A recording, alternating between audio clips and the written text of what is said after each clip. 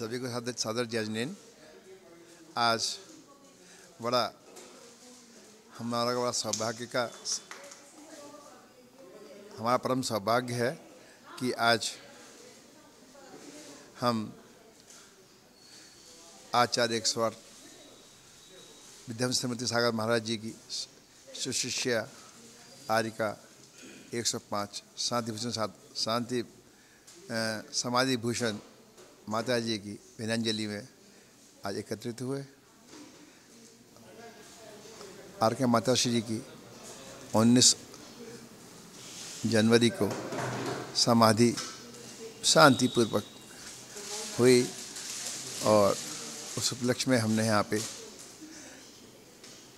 एक विनंजलि सभा रखी, जिसके अंदर विभिन्न गणमान्य लोगों ने अपने विचार व्यक्त किए।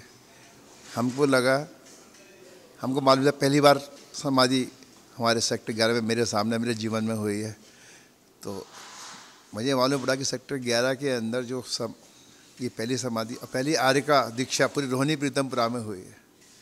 और समय भी माता जी की समाधि जो हुई थी 11:45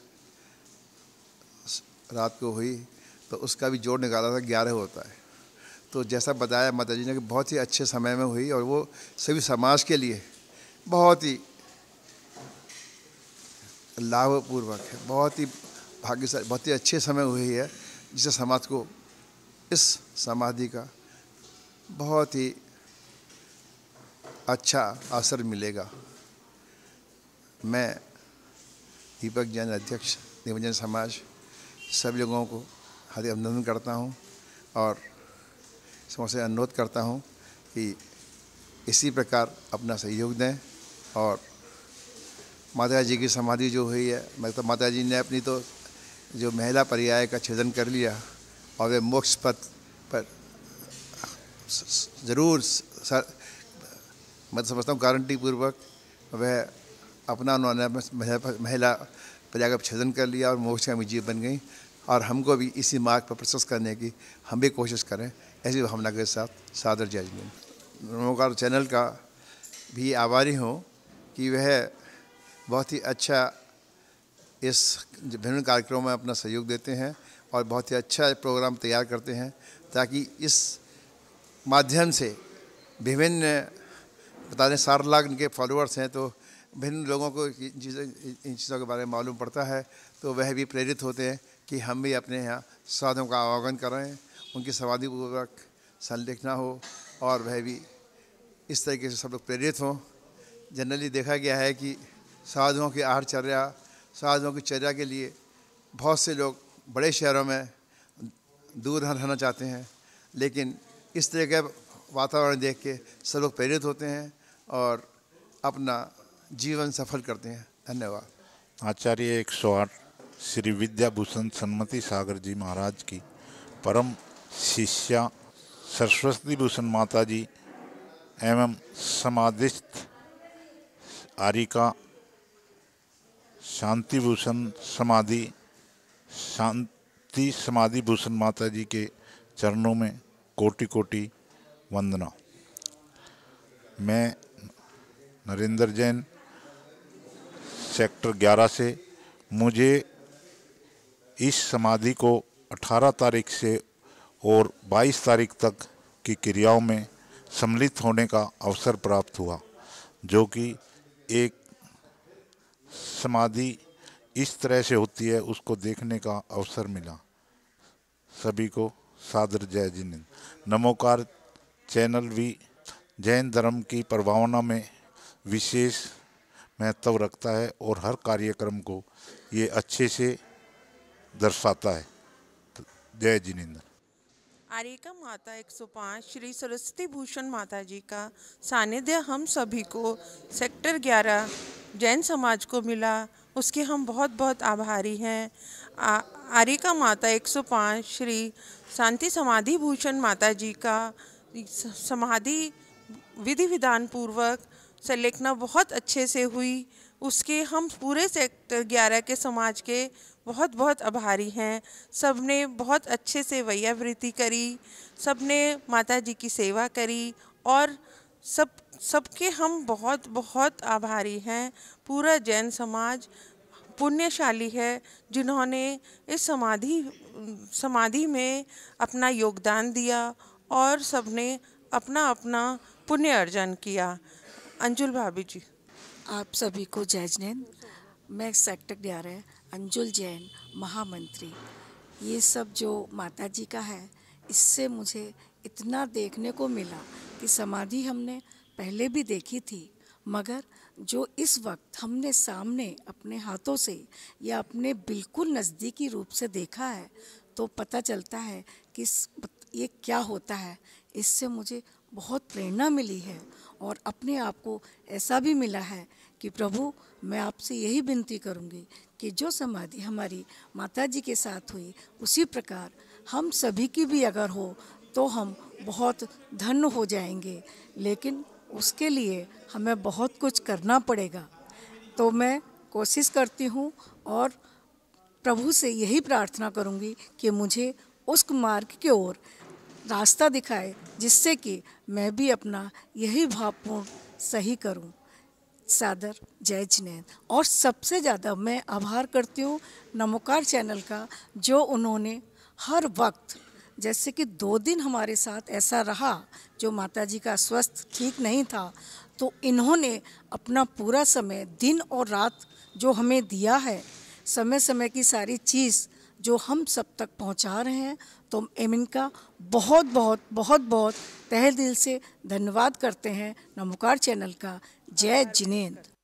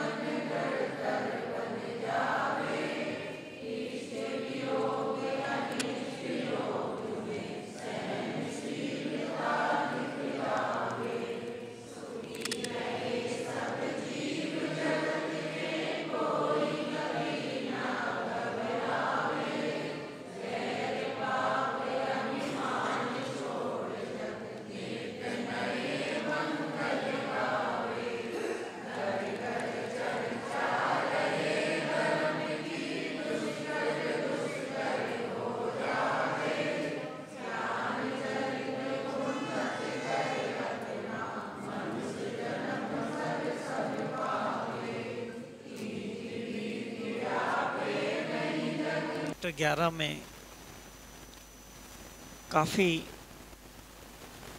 दिनों से शीतकालीन प्रवास जिनका चल रहा था, उनका स्वास्थ्य अचानक ही खराब हुआ। कुछ दिन पूर्व ही हम लोग विनती करने गए थे कि माताजी कुछ दिन का प्रवास सेक्टर 16 को भी मिले,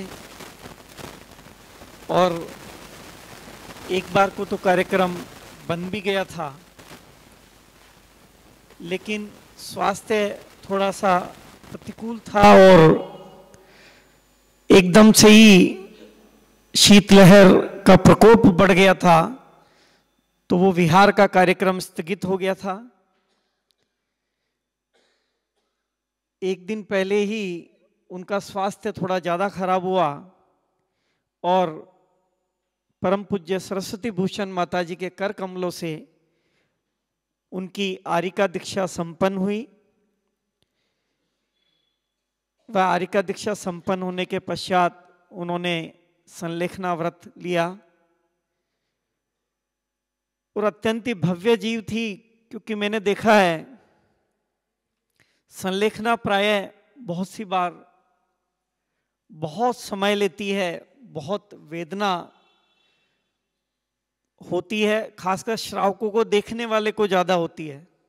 समाधिस्थ जीव तो बहुत ही सरल परिणामों के साथ इस संयम समाधि की तरफ अग्रसर होते हैं, लेकिन छुल्लिका माताजी जो बाद में आरिका माताजी बनी, अत्यंत भव्य जीव थी और उनका पुण्य बहुत तेज था कि अत्यंत ही अल्प समय में वो समाधि मरण को प्राप्त हुई। और जैन दर्शन में मृत्यु को महोत्सव मनाया गया है, मृत्यु पे मातम नहीं किया जाता। अन्य दर्शनों में जन्म को महोत्सव मनाया जाता है, पर जो हमारे कर्म हैं उनकी निर्जरा का जो साधन है, माध्यम है, दीक्षा लेकर सने सने क्रम से आगे बढ़ते हुए इस जीवन को साकार परम पूज्य आरिका शांति समाधि भूषण माताजी ने किया। आज हम सभी उस भव्य जीव के प्रति अपनी विनयाञ्जलि देने के लिए यहाँ पे उपस्थित हुए हैं। मैं सर्वप्रथम निवेदन करूँगा आदरणीय दीपक जी, जो सेक्टर 11 मंदिर जी के प्रधान हैं, कृपया आएं और माता जी के प्रति अपनी विनयाञ्जलि दें। दीपक जी। सरस्वती भूषण माता जी की जय। समाधिस्थ आरिका शांति समाधि भूषण माता जी की जय। छुल्लक श्री प्रज्ञान सागर महाराज जी को की जय। सभी संघ की जय। मुझे मेरा परम सौभाग्य है कि इस रोहिणी प्रीतमपुरा के अंदर आरिका 105 सरस्वती भूषण माता जी का मंगल सानिध्य शीतकालीन वासना का हमको अवसर प्राप्त हुआ। माता जी सेक्टर 3 में थी, तो मेरा मन था कि जाड़े हो रहे हैं, कुछ साधुओं को माता जी कोई देखता हूँ आसपास कोई साधु इनको लेकर आऊँ, क्योंकि उससे पहले सुनील सागर महाराज जी का संघ यहाँ पर आया हुआ था। 3-4 दिन का उनका प्रवास रहा, तो सेक्टर 3 में महाराज माता जी शिष्य का विधान कर रही थी, वहाँ पे हो रहा था। तो विनती की माता जी आपने सेक्टर 11 में अपनी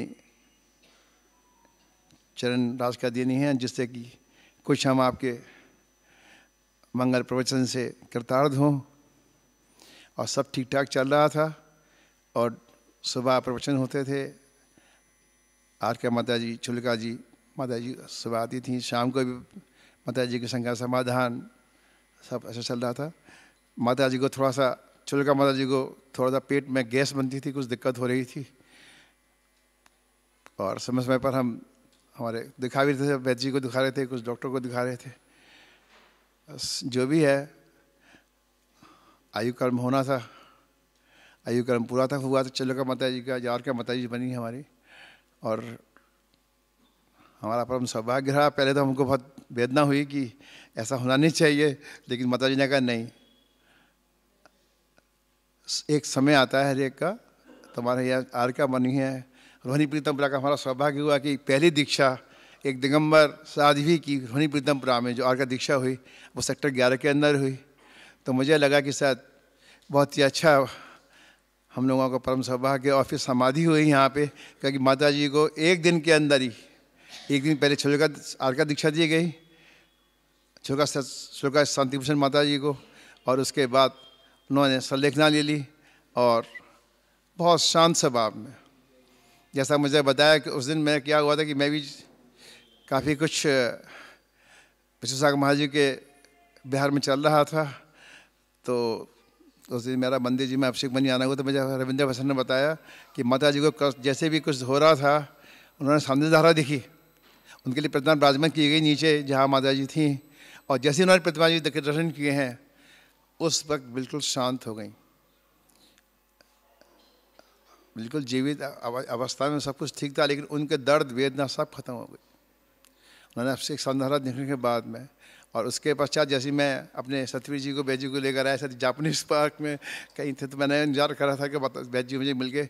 फिर उन्होंने देखा और बोला सब ठीक है, लेकिन है कुछ प्रॉब्लम।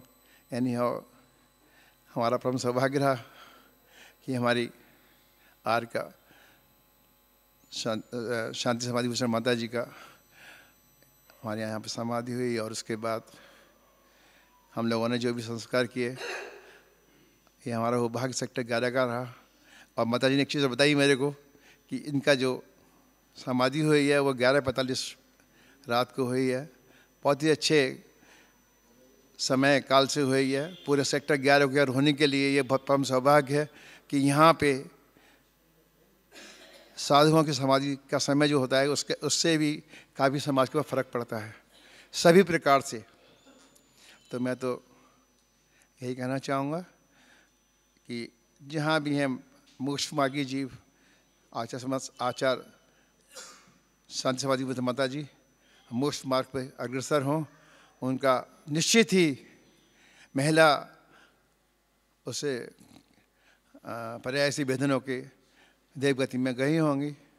और मैं प्रार्थना करता हूँ परमेश्वर से कि जहाँ भी हों उनकी आत्मा को अपने चरमोच्च स्थान दे और समाज में सभी लोग प्रसन्नचित्त रहें। जय जिनेन्द्र।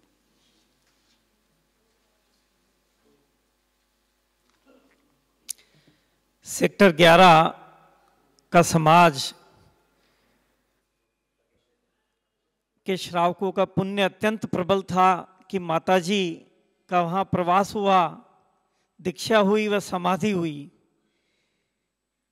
मैं निवेदन करूंगा सेक्टर 11 से ही M.K. जैन साहब भी आए और 2 शब्दों में अपनी विनयांजलि दें। सभी थोड़ा सा समय का ख्याल रखेंगे। मेरा सभी जय स्वरूप समझा बिना पायो दुख अनंत, समझाव्यूं ते पद नमो श्री सदगुरु भगवंत। माता जी के चरणों में वंदामी, चुल्ला जी को इच्छामी। बंधुओं, शास्त्रों में मानव जीवन के 4 धर्म बताए हैं: अर्थ, काम, मोक्ष। धर्म, अर्थ, काम और मोक्ष। ऐसे बिरले जीव होते हैं जो इन 4 धर्म का पालन करें। हमारी शांति समाधि भूषण माता जी भी उनमें से एक थी। पहले गृहस्थ की पूरी जिम्मेवारियां निभाई और उसके बाद मोक्ष का भी उन्होंने पूरा पुरुषार्थ किया। एक संयोगी है कि ये ऐसा सौभाग्य हम लोगों को मिलना था कि जो भी यहाँ पे उनका पदार्पण हुआ उनसे हमें धर्मलाभ मिलता रहा और उनकी सेवा जो भी हुई सकी सेक्टर 11 की तरफ से वो भी करने का अवसर मिला। माता जी धर्म के मार्ग पे बिल्कुल बहुत आगे चल रही थी। जब उनकी जिस दिन संलेखना हुई उस दिन की दशा हम लोगों ने देखी है। साता में तो सब लोग धर्म कर लेते हैं, साता का उदय हो तो सभी लोग खुश रह के धर्म कर लेते हैं, लेकिन असाता के उदय में शांत रहना, परिणाम शांत रखना, ये बहुत बड़ी चीज़ थी जो उनके चेहरे से हमने पूरे दिन देखी। उस दिन कहीं कोई सिकन नहीं चेहरे पे कि मुझे कोई तकलीफ है। धर्म श्रवण हम सब लोग कराते रहे, सुनती रहीं। बंधुओं, श्रीमद् राजचंद्र जी ने आत्मसिद्धि शास्त्र में धर्मार्थी जीव के मोक्ष मार्ग में बढ़ते हुए जीव के कुछ लक्षण बताए हैं। वैसे तो माता जी सभी मूल गुणों का पालन कर रही थी, अपना उनका पूरा पुरुषार्थ चल रहा था, लेकिन हम लोग जिन्हें अब ज़्यादा ज्ञान नहीं है उनको देखने में कैसे लगता था। उन्होंने जो लक्षण बताए हैं कि कसायनी उपशांतता, मात्र मोक्ष अभिलाष, भवे खेद प्राणी दया, त्या आत्मार्थ निवास। माता जी की कसाय शांत हो गई थी, पहला लक्षण। कसाय उनके शांत, परिणाम बिल्कुल शांत थे। भवे खेद, मात्र मोक्ष अभिलाष, एकमात्र उनकी मोक्ष की अभिलाषा थी और उनकी कोई अभिलाषा नहीं थी। भवे खेद, संसार से उनको उदासीनता थी, संसार के प्रति कोई मोह नहीं था, और प्राणी मात्र पर पूरी दया उनकी बरत रही थी। इस तरह से हमें देखने से ही पता लगता था कि मोक्ष मार्गी जीव है, मोक्ष में आगे बढ़ते हुए जीव है। मैं कामना करता हूँ माता जी को निश्चित रूप से उत्तम गति प्राप्त हुई है, और सबसे बड़ी बात है कि उनको देखकर हम लोगों के भी परिणाम सुधरें। हमें भी ऐसा लग रहा है कि हमें भी मोक्ष के मार्ग में लगना चाहिए। जीवन का कोई ना कोई तो उद्देश्य। जब वो गृहस्थ रह के इतने 4 बच्चे, 4 पुत्र, 2 पुत्रियां, सबका पालन पोषण करने के बाद इतने मोक्ष मार्ग में आगे बढ़ सकती हैं, तो हमें भी ऐसा लगता है कि हम भी कुछ कर सकते हैं, हमें भी मोक्ष मार्ग में लगना चाहिए। मैं यही कामना करता हूँ कि वो जहाँ भी हों आगे मोक्ष मार्ग में आगे बढ़ें और भगवान उनको पूरी शांति दें। जय जिनेंद्र। बिल्कुल ठीक कहा एम.के. जैन साहब ने। जब भी हम किसी की समाधि देखते हैं तो जीवन में ये वैराग्य के क्षण होते हैं। हमारे मन में भी फिर से प्रफुल्लित होती है कि प्रभु हम भी ऐसा पुण्य का संचय करें कि हमारा भी अंत समय में समाधि मरण हो। हम सब कहते हैं अंत समय में समाधि मरण हो, लेकिन समाधि मरण का अभ्यास अगर हम चाहते हैं तो पूरे जीवन में जब तक हम चरित्र का पालन नहीं करेंगे, संयम की साधना नहीं करेंगे, अंत समय में समाधि मरण हो नहीं सकता। मैंने बहुत बार देखा है, डॉक्टर साहब के.डी. जैन साहब हमारे मध्य उपस्थित हैं, आप देखते हैं कि अंतिम समय में व्यक्ति को होश ही नहीं रहता, उसकी चेतना जो होती है वो जागृति नहीं रहती, उसको पता ही नहीं होता कि मेरे को समाधि मरण लेना है। और जब तक चेतना नहीं है हमारे अंदर तो हम समाधि मरण लेंगे कैसे? तो समाधि मरण का अगर हमारे भाव हैं तो वो जीवन को पूरा संयमित और चारित्रिक रूप से जीना हमको पड़ेगा, तो वो ऐसा पुण्य बंध होगा कि हमारा शरीर की जो इंद्रिया है वो शिथिल ना हो और अंत समय में हम समाधि मरण कर पाएं। मेरे पास वक्ताओं के नाम बहुत ज़्यादा हैं, मैं निवेदन करूंगा सभी वक्ताओं से कि थोड़ा सा संक्षेप में अपनी बात रखें। डॉक्टर शालिनी जैन जी सेक्टर 11 से, महिला मंडल से, कृपया आ जाएं। और बाकी वक्ता भी अवश्य ध्यान रखें कि बात को रिपीट ना करें जो पूर्व वक्ताओं ने कह दिया हो, और अपने भावों को और ऊंचाई प्रदान करते हुए माता जी को विनयांजलि दें।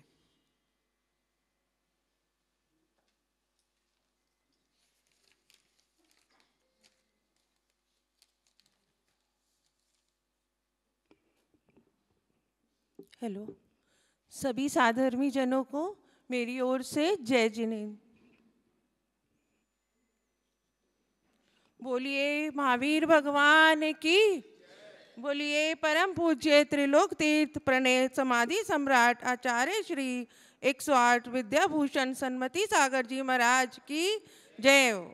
बोलिए परम पूज्य आर्य का श्री 105 सरस्वती भूषण माता जी की जय।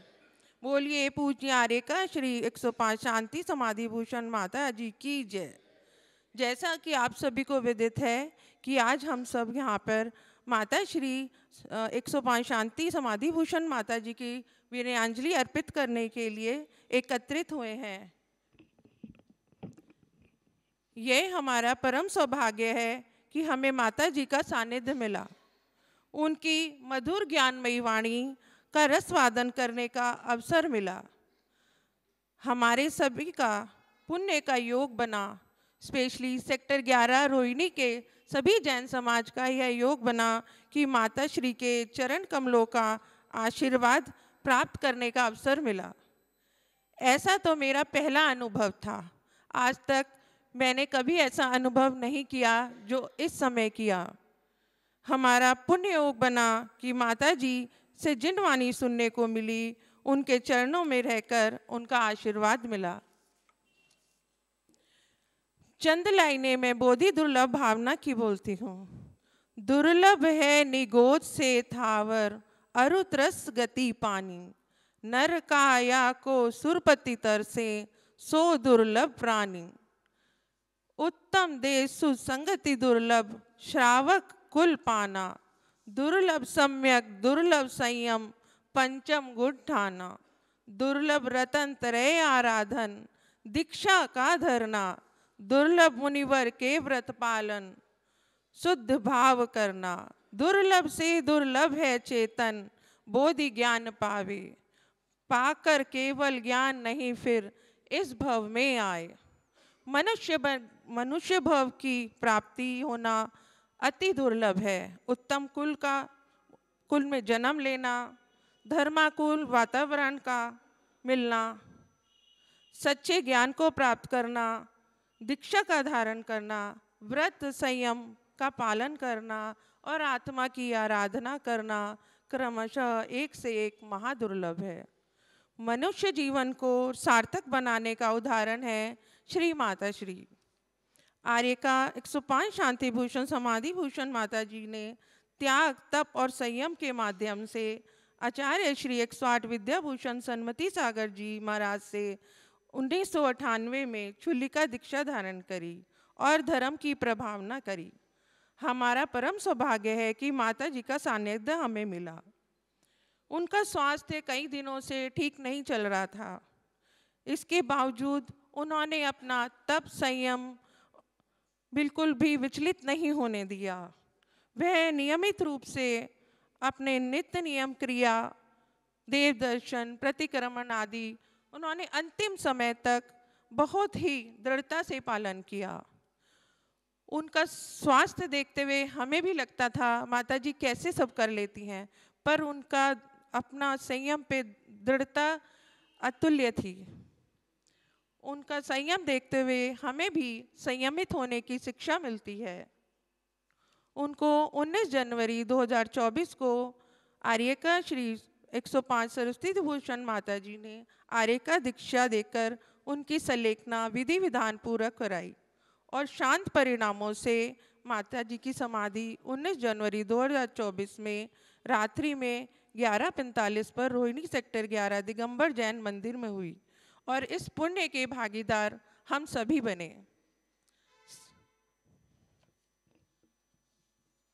समस्त महिला मंडल दिगंबर जैन मंदिर सेक्टर 11 रोहिणी की तरफ से आर्यका श्री 105 शांति समाधि भूषण माता जी के चरणों में वंदामी करते हुए हम अपनी विनम्र विनयांजलि समर्पित करते हैं। जय जिनेन्द्र।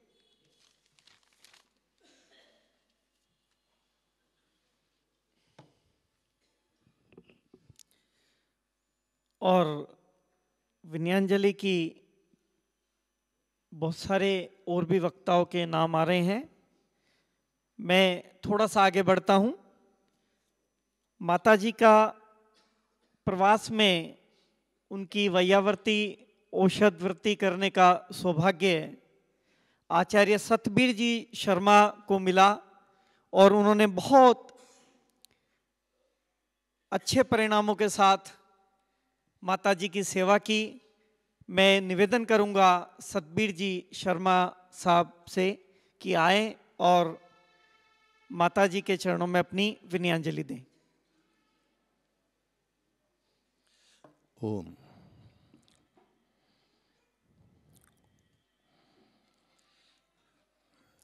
ज्ञान की अधिकारी पवित्र आत्माओं, श्रद्धामयी मातृशक्ति, उपस्थित भद्र पुरुषों, पूज्य स्वर्गीय आर्य का शांति समाधि भूषण जी, जो वास्तव में समाधिस्थ होकर देवलोक में हैं। मैं वर्तमान में पूज्य सरस्वती जी भूषण माता जी के चरणों में नमन करता हुआ, ये सौभाग्य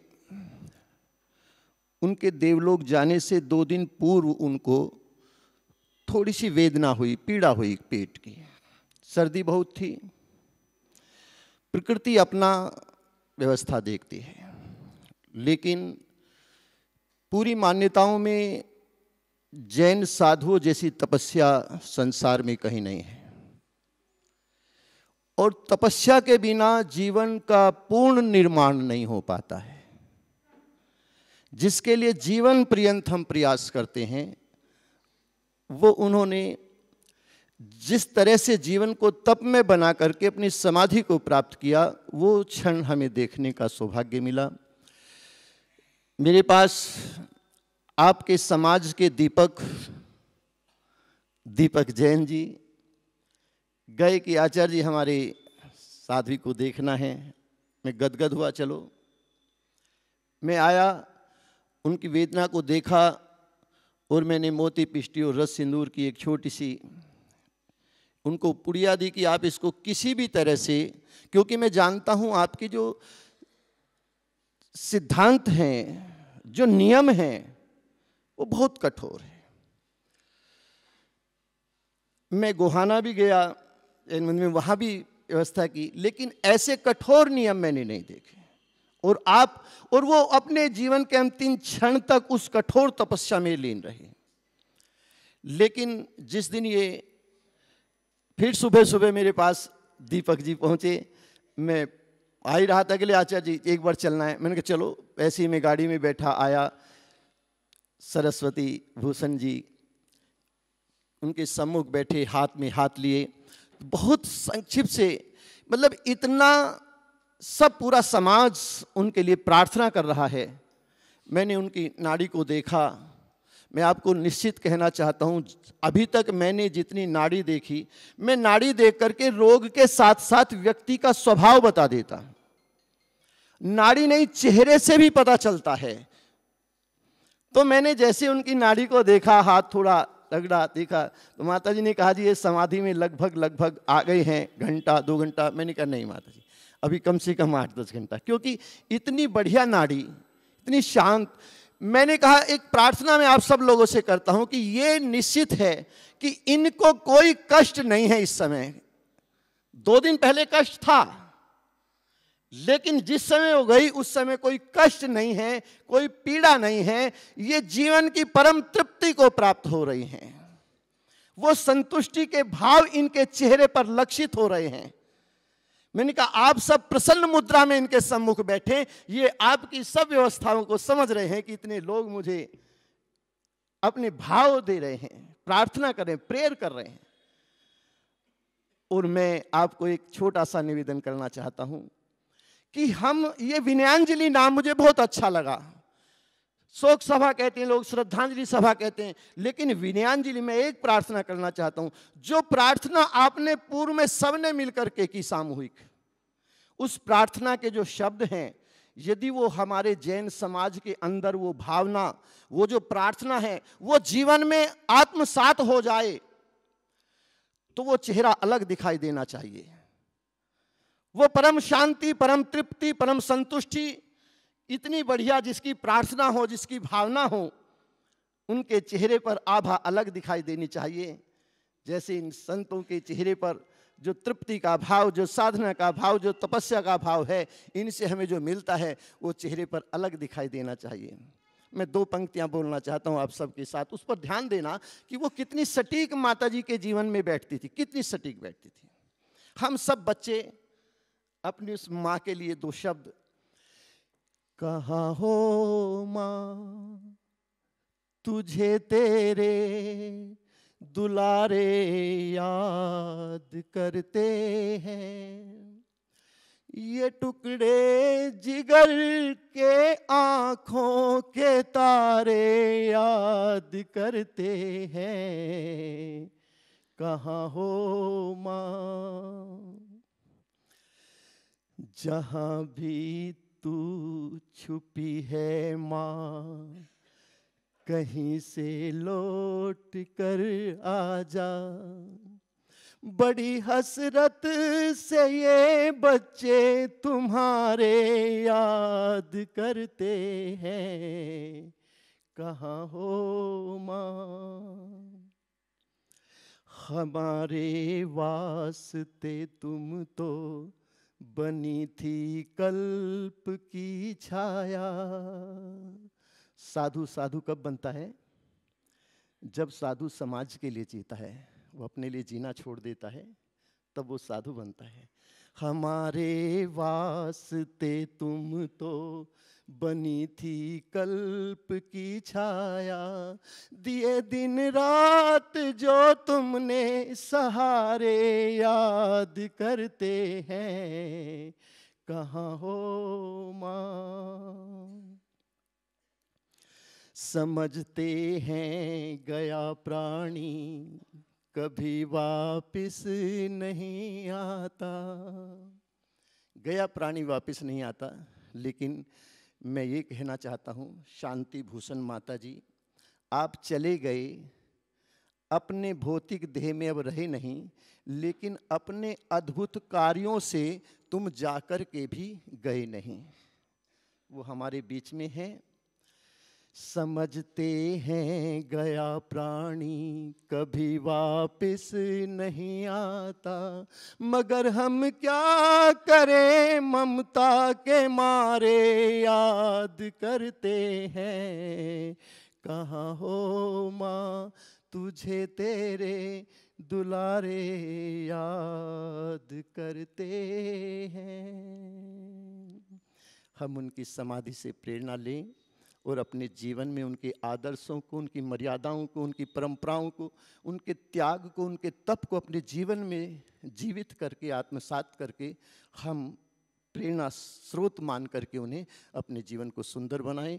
इन्हीं शब्दों के साथ मैं उस दिव्य आत्मा के पावन चरणों में अपने विनयांजलि के भाव व्यक्त करता हूं और आप पूरे समाज को ये कहना चाहता हूं कि उनके आदर्शों पर, उनके पद चिन्हों पर चल करके उनको हमेशा के लिए जिंदा रखें। इन्हीं शब्दों के साथ ओम शम। बहुत ही सुंदर व्याख्या आचार्य सतबीर जी ने की कि उस दिव्य आत्मा के पद चिन्हों को हमको आत्मसात करना है।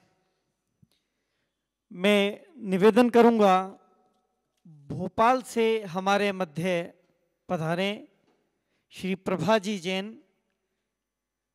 कृपया आए भोपाल से। और हमारे मध्य रोहिणी पीतमपुरा के विभिन्न क्षेत्रों से पधारे लोगों ने अपनी अपनी विनयांजलि प्रेषित की है।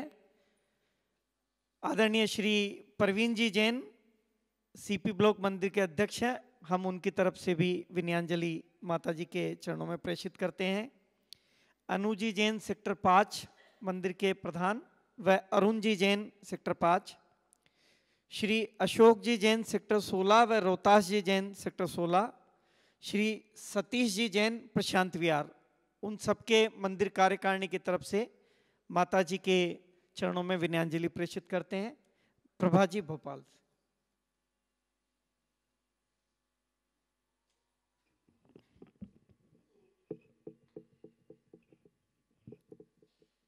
माता जी के चरणों में बंदामी।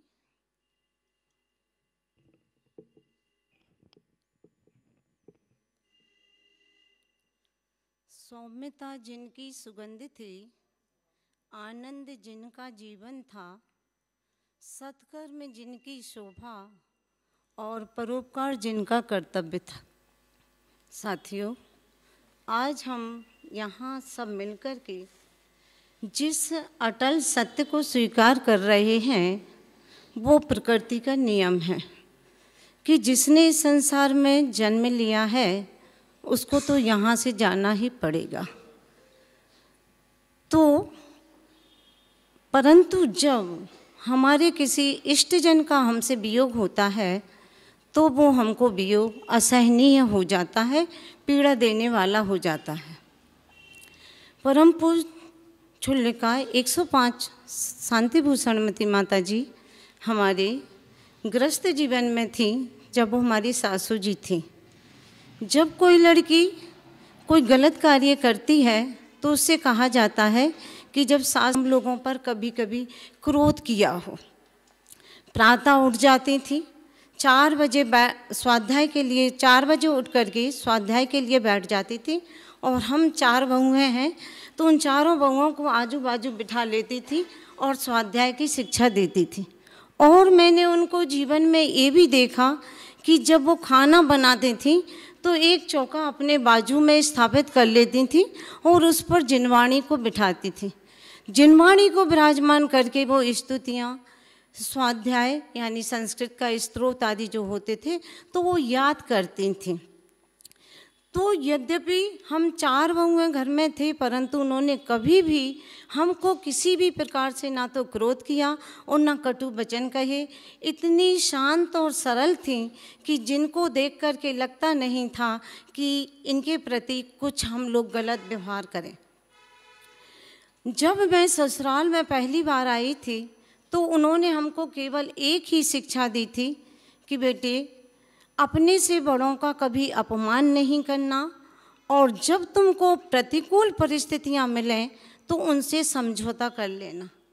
और आज मैंने जब आप सभी लोगों के मुख से ये सुना कि उनकी अचानक ही समाधि हो गई है, उनको कोई भी पीड़ा नहीं हुई है, तो 2-3 दिन मात्र उनको शारीरिक वेदना हुई और उन्होंने अपनी समाधि यानी अपने जीवन को सार्थक कर लिया।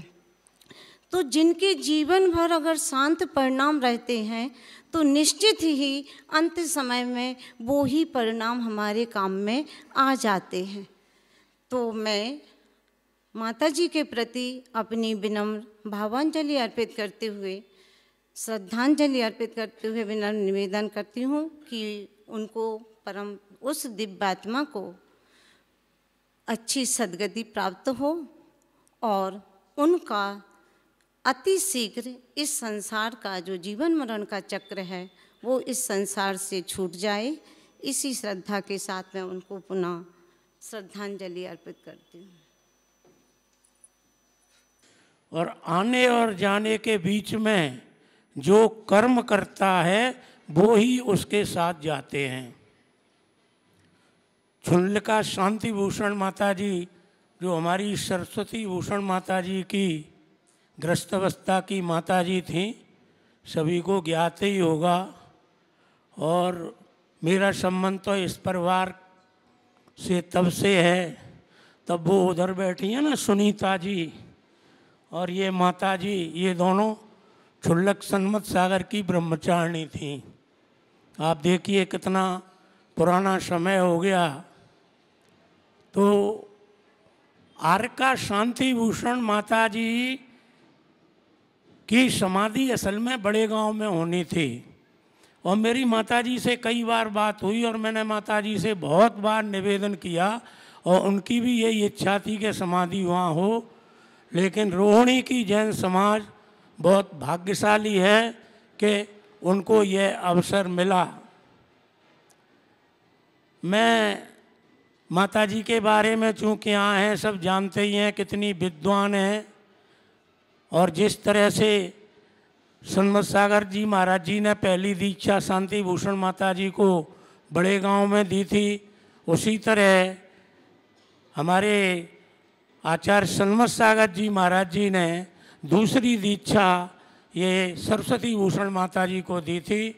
वो जितना भी बोलते थे, जितने भी उन्होंने सहस्त्र शास्त्र और पूजाएं उन्होंने रची हैं, वो जो जितना भी बोलते थे ये सरस्वती भूषण माता जी उसको लिखती थीं। और आज भी बड़े गांव के लिए ज़्यादातर हमारी पूरे संघ में 2 ही माता जी समर्पित हैं, एक सरस्वती भूषण माता जी और एक दृष्टि भूषण माता जी। चूक माता जी के बारे में सब लोग बोल चुके हैं, समय भी बहुत हो चुका है, मैं ज़्यादा कुछ नहीं बोलूँगा। बस ये चाहूँगा कि उनको माता जी को सद्गति मिले और उनके चरणों में मैं बारंबार अपनी और त्रिलोक तीर्थ परिवार की ओर से विनम्रांजलि अर्पित करता हूँ, श्रद्धांजलि अर्पित करता हूँ। ओम नमो सिद्धेभ्य।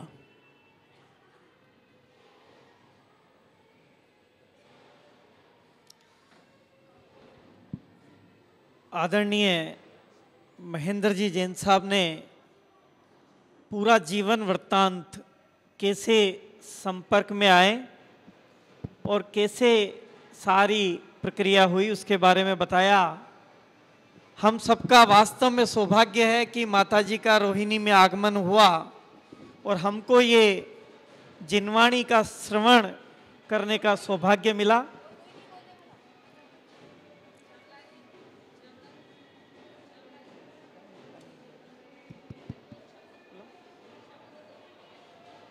आदरणीय श्यामलाल जी, मैं निवेदन करूंगा 2 मिनट के लिए बोलना चाहते हैं, आए। श्री नरेंद्र जी जैन चेयरमैन सेक्टर 11 वालों ने भी माताजी के चरणों में अपनी विनयाञ्जलि दी है और रविंद्र जी जैन पूर्व अध्यक्ष सेक्टर 11, उन्होंने भी माताजी के चरणों में विनयाञ्जलि दी। श्यामलाल जी। बोलो महावीर भगवान की, बोलो आचार्य सन्मति सागर जी महाराज की, बोलो आर्य का सरस्वती भूषण माता जी की।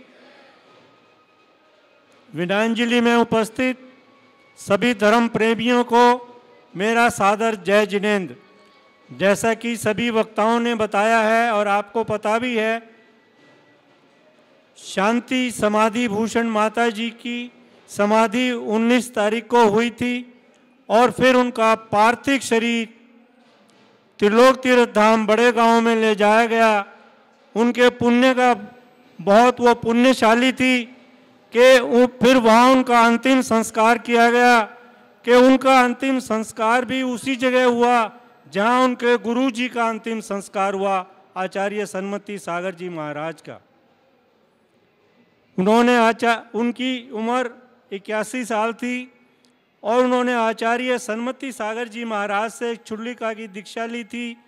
उन्होंने अपना चुल्लिका का धर्म बहुत नियम पूर्ण निभाया।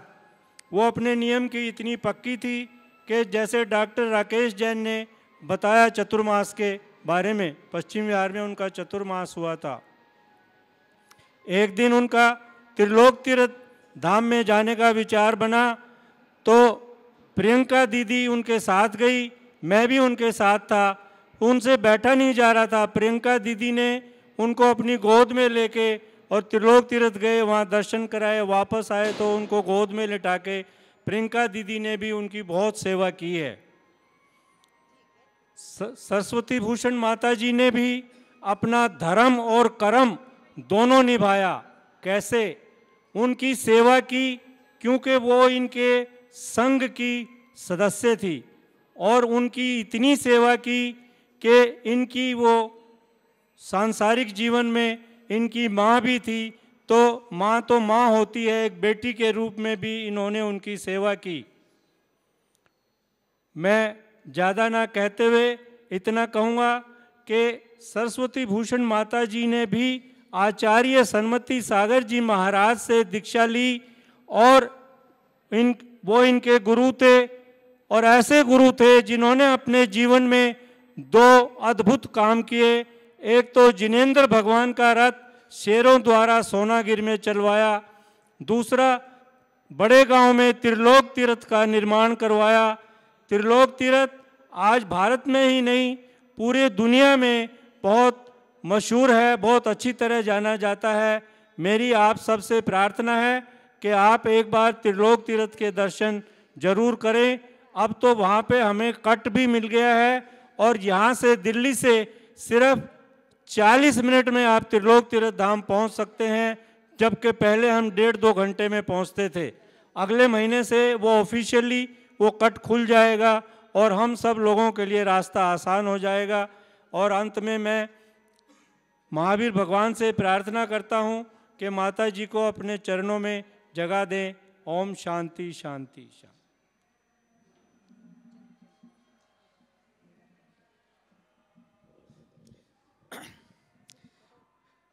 बोले महावीर भगवान की जय। विद्याभूषण सनोती सागर जी महाराज की जय। मंच पे विराजित सरस्वती भूषण माता जी के चरणों में वंदामी, शुल्लक जी के चरणों के अंदर इच्छा में, और प्रियंका दीदी और को जय जिनेन्द्र, सभी को मेरा जय जिनेन्द्र।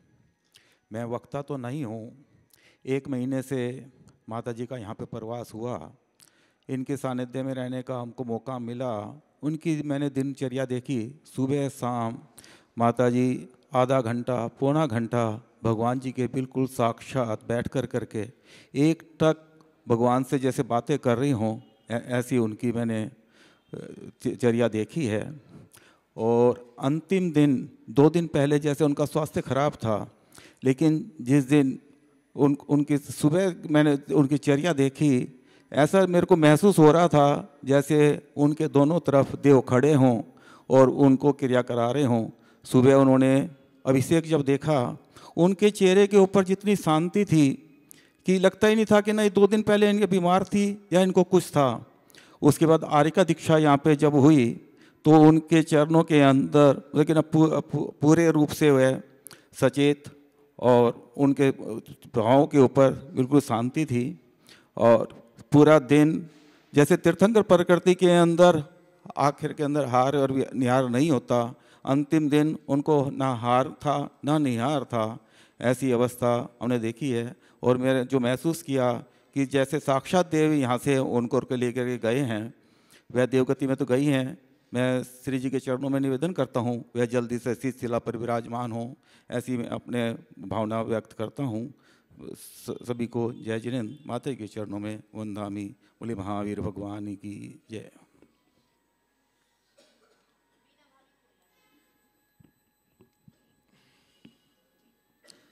ये महिलाओं ने भी बहुत सेवा की है, खासकर माताजी संघ की वैसे भी मैंने देखा वैयावर्ती महिलाएं करती हैं, और महिलाओं की भावना अत्यंत प्रबल है। तो अत्यंत संक्षेप में 2 शब्द जरूर।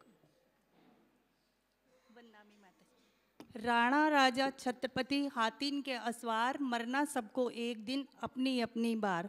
मृत्यु तो सभी को आती है, लेकिन मृत्यु महोत्सव बनाना ये संभव नहीं, हर कोई नहीं कर पाता। हमने साक्षात माता जी के लिए देखा कि हमारा कहते हैं जैन धर्म भावना भवनाशनी है। उनकी भावनाएं शाम के समय में मंदिर में आती थी, अकेली बैठी होती थी माता जी, इतनी अच्छे से भावना भाती थी मंदिर में। एक भगवान, मैंने कितने रोगों से घिरी हुई हूँ, कितनी मैंने पीड़ाएं उठाई हैं, आज तक पता नहीं मेरा कब ये समापन होगा, मेरी समाधि कैसे होगी। मतलब उनको ये भावनाएं देख करके मुझे इतना अच्छा लगता था कि मतलब कोई भी नहीं होता था उस समय मंदिर में। बहुत अच्छे से भगवान जैसे साक्षात बातें कर रही हैं माता जी के सामने वो, और भगवान ने उनकी इतनी मतलब अच्छी वो सुनी, कहते भावना ऐसी सच्चे मन से की उन्होंने कि उन्होंने 3 दिन कितनी पीड़ा में निकाले अपने। आहार के लिए भी 1 दिन उनको नीचे ही शुद्धि करवाई गई, अगले दिन सबने मना किया, लेकिन वो ऊपर मंदिर में गई दर्शन करने के लिए कि नहीं मुझे ऊपर मंदिर में ही जाना है। दोनों दिन इतनी अवस्था में, इतना स्वास्थ्य खराब होने के बाद भी मंदिर नहीं छोड़ा उन्होंने, ऊपर जाकर भावना भाकर आती थी अपनी। और भगवान ने उनकी समाधि इतने अच्छे से, मतलब हमें खुद देखकर अचंभा होता था, जिनका इतना स्वास्थ्य खराब कि हर 2 मिनट में कराहना लगती थी उनको। लेकिन जिस दिन उन्होंने समाधि ली, एक मतलब चेहरे के ऊपर जरा सा भी वो नहीं था कि इनको कोई दुख है, तकलीफ है। मतलब उन्हें देख के हमें भी इतनी प्रेरणा मिलती है कि अगर हम भावना इतनी अच्छे मन से भाएं तो कुछ भी हो सकता है। और वो जहाँ भी गई हैं बहुत अच्छी देवगति, भगवान उनको मोक्ष मार्ग पर प्रशस्त करे, यही मेरी उनके लिए विनयाञ्जलि है। सभी को जय माता जी को वंदना। जो साक्षात जिनकी सेवा की है, जब उनके मुख से सुनते हैं तो वास्तव में रोम रोम पुलकित हो जाता है। मैं निवेदन करूंगा प्रियंका दीदी से, जिन्होंने सारे पूरे संघ की व्यवस्था संभाल के रखती है, सभी की ख्याल रखती है, ऐसी प्रियंका दीदी से निवेदन कि वो अपना उद्बोधन दें। अभी तो मैं सभी से सुन रही थी कि उन्हें 3 दिन से पीड़ा थी। उन्हें 3 दिन से पीड़ा नहीं, पीड़ा तो उनको कई साल से थी। पर ऐसी पीड़ा थी उनको कि आज जो पीड़ा उनको थी वो हमको होती तो शायद हम ऐसी समाधि ना कर पाते। मैं 1 महीने से उनसे, मैं आज भी अपने को मन में मेरे कष्ट एक रह गया उनके जाने से। मैं 1 महीने से उनसे उनकी इच्छाओं को अपने मन से निकोड़ कर रही थी उन्हें कि आप अपनी इच्छाओं को शांत कर लो, जो आपकी इच्छाएं थोड़ी आकुल व्याकुल हो रही हैं। पर लेकिन जब मैंने उनकी आकुल व्याकुल की इच्छा को त्यागते हुए परसों देखा, मेरे हाथ पैर कांप गए और सुन्न हो गए। मैंने माता जी के साथ 4 समाधि पहले करा चुकी हूँ, पर इस समाधि को कराते हुए कि क्योंकि मुझे भी इतने साल उनके साथ हो गए, क्योंकि वो मैंने व्रत ले रखा था 97 से मैं अपने घर से निकल चुकी थी।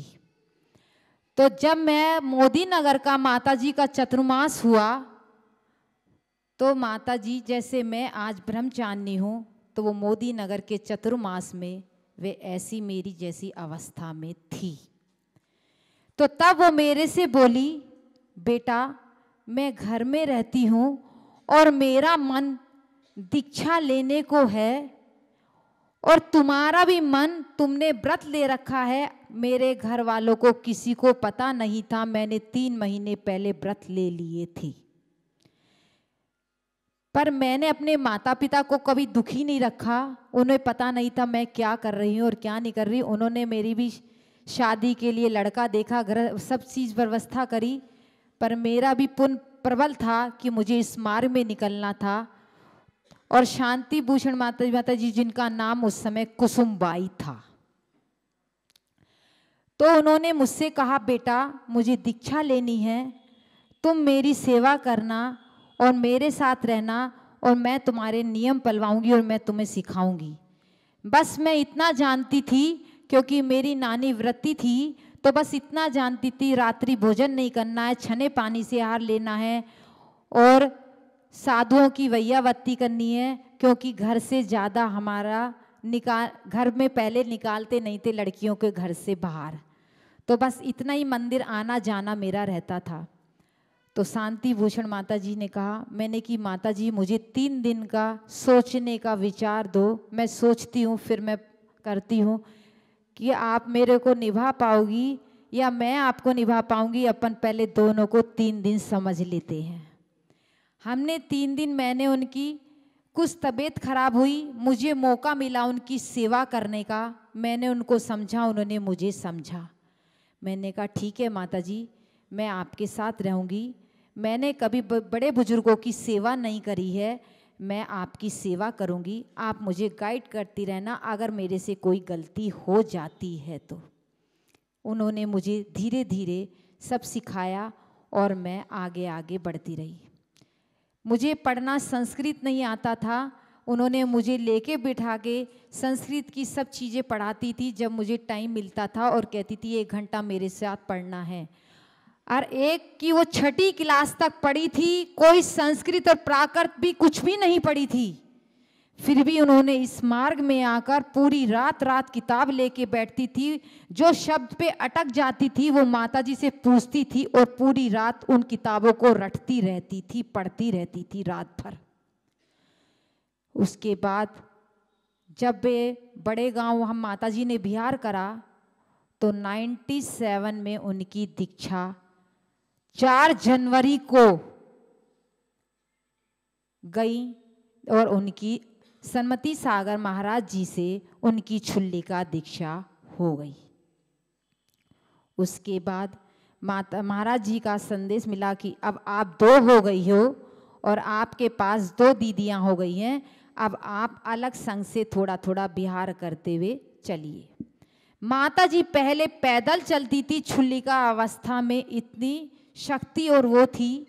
फिर उसके बाद पहला चतुर्मास माता जी का देहरादून हुआ तो माता जी पैदल ही माता जी के साथ चलकर देहरादून ही चातुर्मास के लिए पद यात्रा माता जी के साथ करके ही चली। उनने वाहन का कभी भी उपयोग नहीं करा। उसके बाद आगे आगे माता जी का बिहार उड़ीसा, बंगाल, बिहार सब जगह होता रहा। उनकी अवस्था के अनुसार उनके शरीर में छींट थोड़ी होने लगी तो वो उन्होंने गाड़ी का थोड़ा थोड़ा बैठना शुरू कर दिया। उसके बाद उनके 4 फ्रैक्चर भी हो चुके पैर में, तब भी उनने साहस रखा। कभी भी ये नहीं कहा कि मुझे पैरों में इतनी वेदना हो रही है। पहले वो अपनी शरीर की स्थिति को देख के वो अपना पहले उठने का दम करती थी। जब उनसे नहीं होता था तब वे कहती थी अब मुझे हल्का सा सहारा दे दो।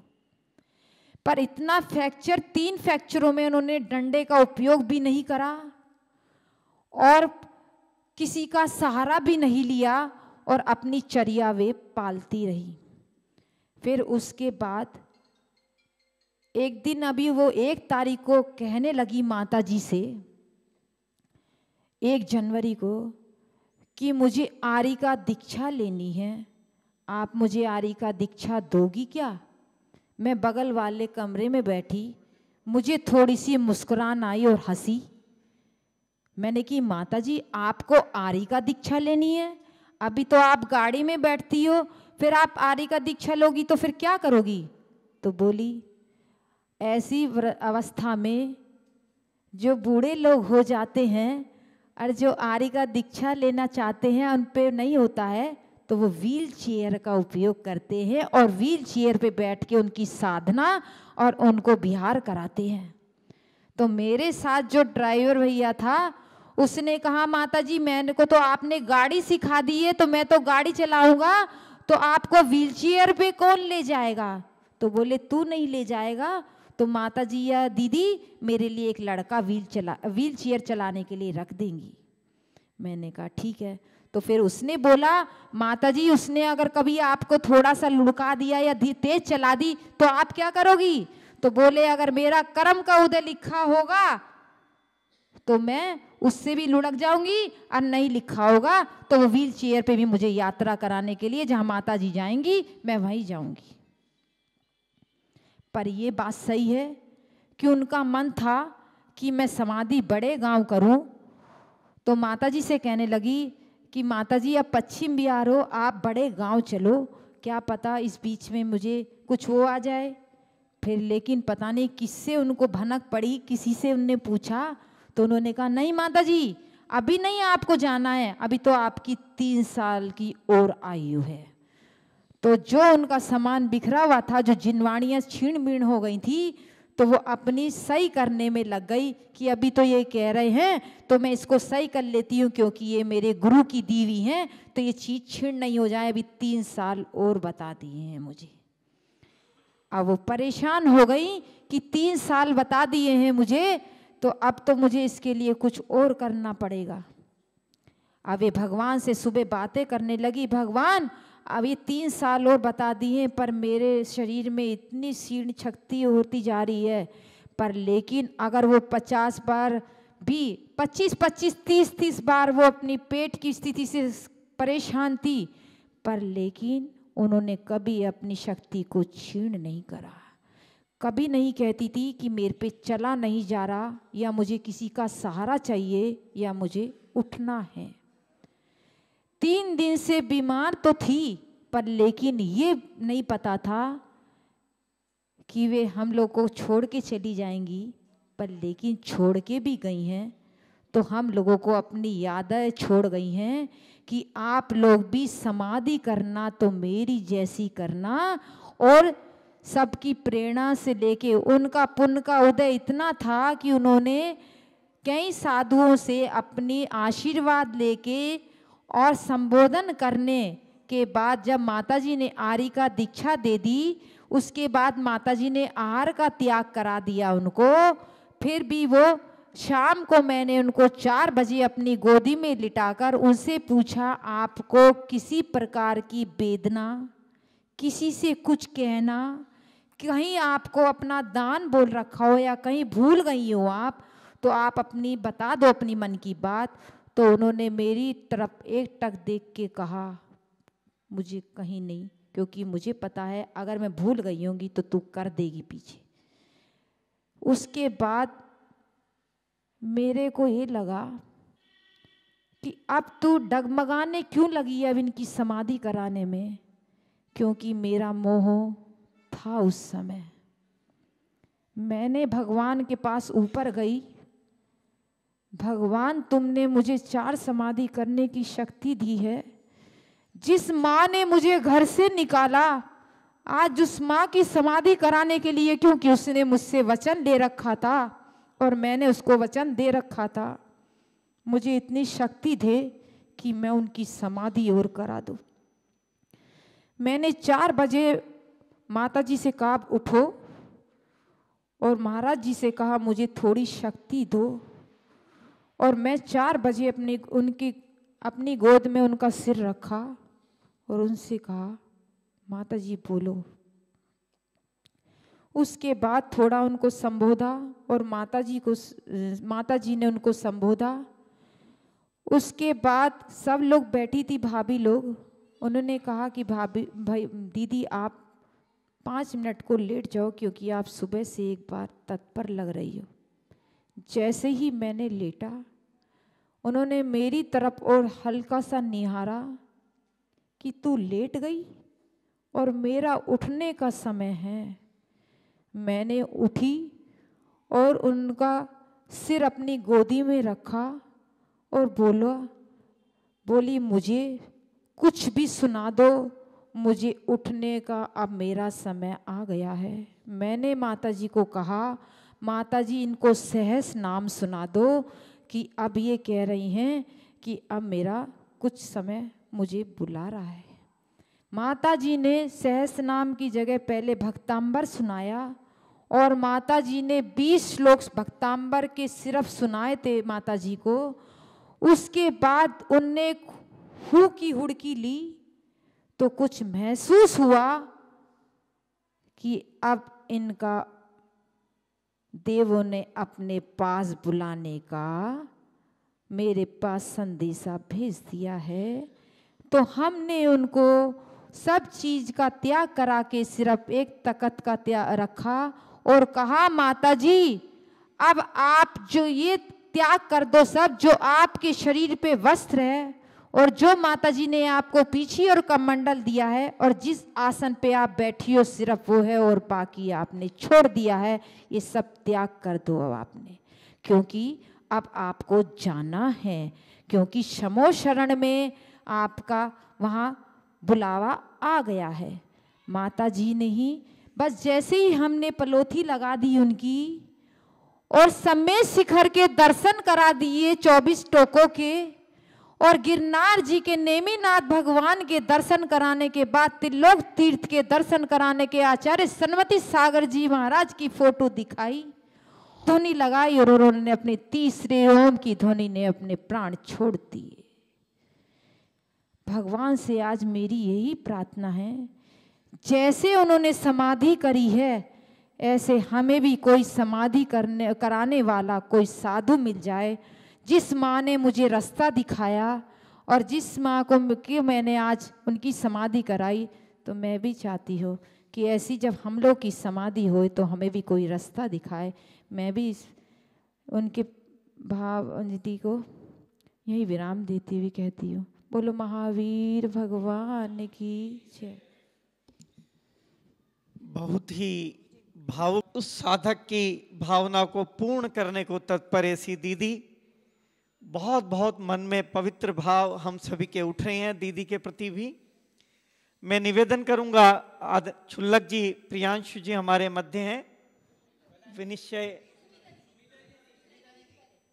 सुनीता दीदी से निवेदन कि वो भी अत्यंत संक्षेप में, क्योंकि हमको माता जी को भी सुनना है, छुल्लक जी को भी सुनना है, तो अत्यंत संक्षेप में मंचासीन सभी साधु वृंदों के चरणों में वंदन करते हुए, आप सभी ने अभी प्रियंका दीदी हमेशा उनके साथ में थी, जीवन का संयम मार्ग का शुभारंभ उन्होंने माता जी के चरणों में किया। तो उन्होंने आप सभी को उनकी दिनचर्या के बारे में, उनके भावों के बारे में आप सभी को ज्ञात ही करा दिया है। अब हमें थोड़ा सा ज्ञात ये करना है कि आज हम जहाँ पर आए हुए हैं तो हम ऐसे ही मनोरंजन के लिए नहीं या उनके लिए नहीं आए हैं। कहते हैं सोने में चमक आती है तपने के बाद में, सोने में चमक आती है तपने के बाद में, हीरे में चमक आती है तराशने के बाद में, मेहंदी रंग लाती है पिसने के बाद में, ऐसे ही मानव जीवन में चमक आती है संयमित होने के बाद में। तो माता जी ने जब तक मानव जीवन में संयम नहीं आता है तब तक हमारा अंदर का लक्ष्य, हमारे अंदर का उद्देश्य हमें जागृत नहीं करता है। और जहाँ संयम आ जाता है तो समंत्रभद्र आचार्य रत्नकरण श्रावकाचार्य के अंदर कहते हैं, जैसे ही प्रतिमा लेने का भाव आता है और व्यक्ति प्रतिमा को ग्रहण करने की तरफ अग्रसर होता है तो बाहर के आचरण से अलग होते हुए उसकी दृष्टि आत्मानं प्रति इच्छा, आत्मा की तरफ चली जाती है और उसके जीवन में दो बगिया प्रारंभ हो जाती हैं। एक शारीरिक बाग हो जाता है और एक आत्मिक बाग हो जाता है। लेकिन जब उसे अंदर की अपनी चीज अपनी महसूस होने लगती है, जैसे एक किराए की गाड़ी होती है और एक खुद की गाड़ी होती है, आप किसकी चिंता करते हैं, किसकी तरफ ज़्यादा ध्यान देते हैं, किराए की गाड़ी की तरफ कि अपनी खुद की गाड़ी की तरफ? ऐसे ही शरीर भी क्या है, एक किराए का घर है, एक ना एक दिन तो खाली करके जाना ही पड़ेगा। और तो आप किसकी चिंता करोगे, किराए के घर की कि अपने वैभव की? तो कहते हैं जैसे ही समय जीवन होता है तो किराए की गाड़ी की चिंता छोड़ करके और कहाँ पर अपनी बगिया, जीव तत्व की बगिया को अच्छे अच्छे भावों के माध्यम से, वात्सल्य की भावना के माध्यम से क्या करने लगता है, उसको पल्लवित और सुशोभित करने लगता है। और उसके जीवन में जब ये बगिया जागृत होने लगती है, फलने फूलने लगती है, तो उसके अंदर समता का भाव आ जाता है। और आचार्य कहते हैं समता ही समाधि है। लगता है लास्ट में समाधि होती है, समाधि तो जिस दिन से ये भव्य आत्मा संयम पथ पर अग्रसर हो जाती है तो रत्नकरण श्रावकाचार्य के अंदर समंत्रभद्र आचार्य कहते हैं उसी दिन से संलेखना क्या हो जाती है, प्रारंभ हो जाती है। कसाएं मंद पड़ जाती हैं, भावनाएं संयमित हो जाती हैं, विषय कसायों के प्रति संवेग भाव आने लगता है, वैराग्य की धारा अनुकूल और प्रतिकूल परिस्थितियों में संभाव जहाँ प्रारंभ हो गया, वहीं से हमारी समाधि की साधना क्या हो जाती है, प्रारंभ हो जाती है। तो माता जी की समाधि के साथ में जैसे नदी की शोभा रेत से नहीं पानी से होती है, वृक्ष की शोभा पत्तों से नहीं फल फूल से हुआ करती है, मंदिर की शोभा बढ़िया नक्शा या ग्रेनाइट या मार्बल से नहीं बीतराग में भगवान से होती है। ऐसे ही मानव जीवन की शोभा यदि कहीं समाप्त होती है तो समाधि करने से होती है। तो आप सभी बड़े सौभाग्यशाली हैं, ऐसे समाधि के क्षणों को आपने देखा है। और भैया वृत्ति करे जो कोई सो तीर्थंकर पदवी होई। तो इन्होंने दीदी जी ने बहुत अच्छे उनके भावों की समाधि करवाई, उनकी भैया वृत्ति की, उनकी सेवा की। उसका फल तो ये नियम से रहेगा, जो जैसा मूली खाओ तो डकार किसकी आती है?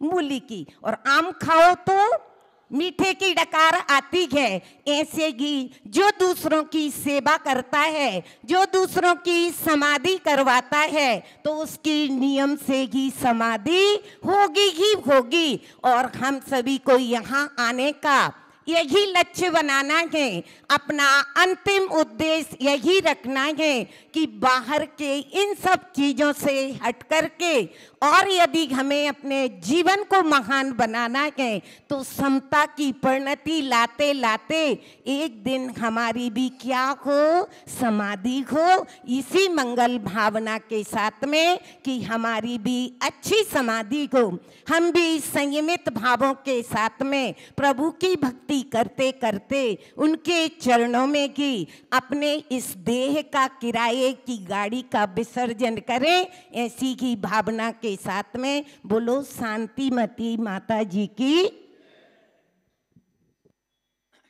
और उन्होंने स्थान पा भी लिया, क्योंकि आप देखें जब हम परसों 2-3 दिन पहले माता जी के पास आए तो माता जी ने हमें एक बात बताई थी, 3-4 साल से लगी हैं कि मेरे को आर्य का दीक्षा दे दो। लेकिन जिस जगह का नियोग होता है वहाँ पर वैसे बाने बन जाते हैं। आप लोग बड़े सौभाग्यशाली हों कि ऐसी आत्मा को यहाँ पर उन्होंने दीक्षा दी, उसी आत्मा ने यहीं से ही मुक्ति पा ली। जिस दिन दीक्षा दी उसी दिन उनको समाधि मिल गई। तो जगह खुद पाई जाती है, जगह दी नहीं जाती। शांति भूषण माता जी ने, देखिए पूज माता ने बताया भी था कि सुबह से अपना आप उठी और उन्होंने कहा मेरे को किताब दे को पाठ करने, लेटे लेटे भी वो पाठ कर रही हैं। तो ये एक भव्य जीव ही कर सकता है, और जो अभव्य जीव होगा उनको इन चीज़ में आनंद नहीं आएगा। लेकिन पूज माता जी ने वाकई में ही जो अपनी क्रिया हैं, उनकी जो पाठ हैं वो सारे करने के पश्चात और सब आहार जल का त्याग करने के पश्चात उन्होंने अपनी समाधि को, उन्होंने जिस जीव, उस जीव ने जिस कारण की वजह से दीक्षा ली थी उस चीज़ को उन्हें प्राप्त कर लिया है।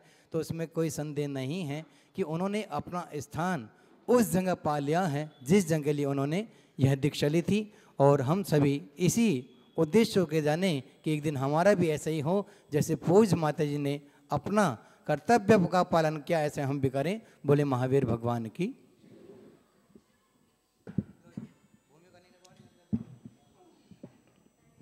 हमारा आशीष दें। सभी लोग अपने हृदय में विराजमान परमात्मा प्रभु का स्मरण करते हुए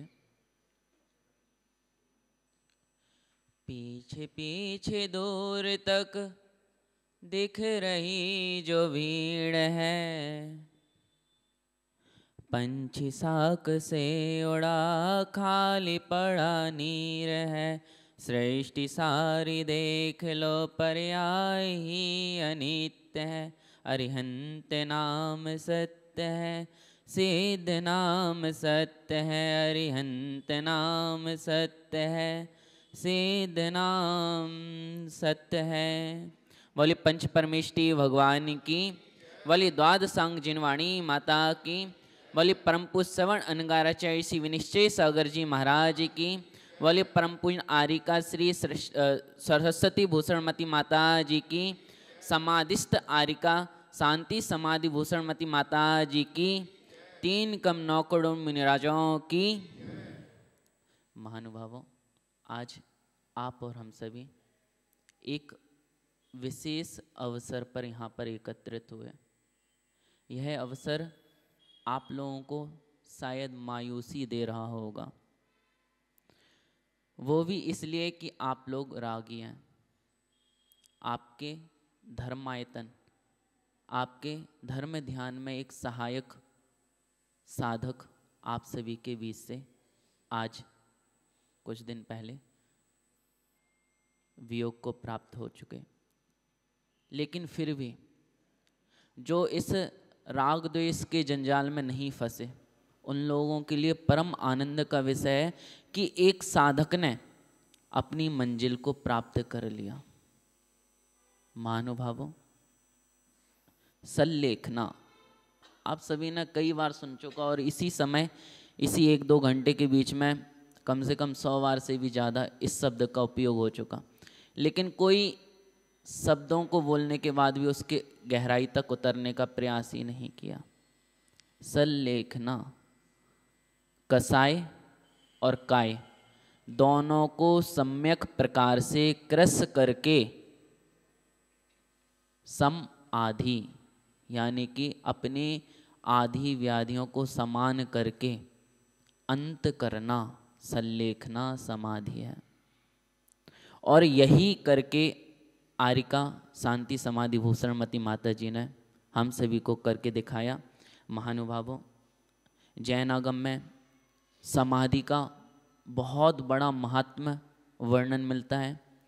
आचार्य भगवान कहते हैं कि 100 दीक्षाएं दे लो, 100 दीक्षाएं दे लो या फिर देख लो, और एक सिर्फ समाधि देख लो या करा दो, समान फल मिलता है।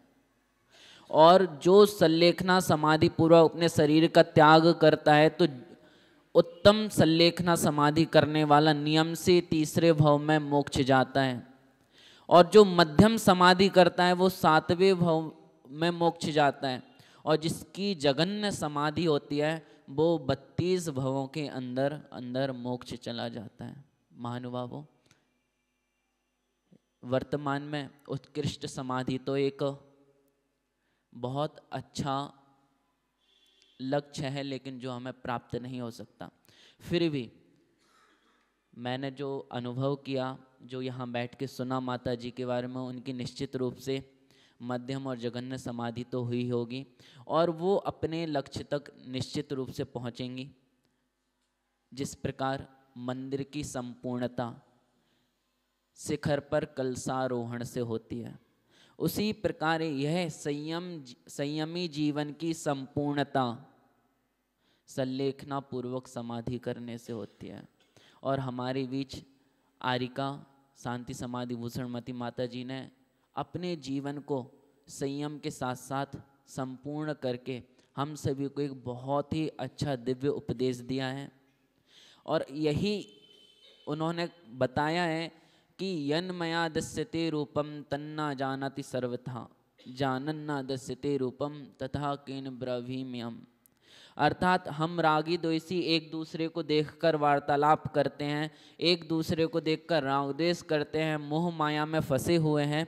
लेकिन आचार्य पूज्यपाद स्वामी जी कहते हैं यन मया दस्यते रूपम, तुम्हें जो चीज़ दिखाई दे रही है वास्तविकता में वो जानती और देखती ही नहीं है, और जो तुम्हें दिखाई नहीं दे रहा वही जानता देखता है। तो हे अज्ञानी, तू किससे वार्तालाप कर रहा है? तू किसके पीछे यह राग द्वेष कर रहा है? तू किसके पीछे यह अपने अनमोल मानव जीवन को व्यर्थ इस संसार समुद्र में डुबा रहा है? तो महानुभावों, हम सभी को जागृत हो जाना चाहिए, सचेत होना चाहिए। और हमें एक अनुपम उदाहरण, इतनी वृद्ध अवस्था में भी उन्होंने अपने संयम को और समाधि को आपको पालन करके दिखाया। हमें भी अपने जीवन में यहाँ सिर्फ आप लोगों को विनयांजलि व्यक्त करके नहीं जाना है। आप सभी के लिए यहाँ से जब भी खड़े हो, अपने जीवन में थोड़ा सा किंचित मात्र भी संयम जरूर धारण करना, छोटे से छोटा नियम जरूर लेके जाना। ऐसा नहीं कि आप यहाँ आए, 4 बातें आपने कहीं, 4 बातें आपने सुनी और घर जाके वही घोड़ा वही मैदान। हमें ऐसे संयमी की समाधि देखने का, कराने का, सुनने का अवसर प्राप्त हुआ है, इसका मतलब ये है कि हमारे जीवन में भी परिवर्तन आना चाहिए। और यदि हमारे जीवन में परिवर्तन नहीं आ रहा है तो क्या ही मतलब, बताइए। आपका यहाँ आना, आपका साधु की सेवा करना, आपका समाधि में सम्मिलित होना, ये सभी व्यर्थ है। तो आप सभी लोग विचार करना।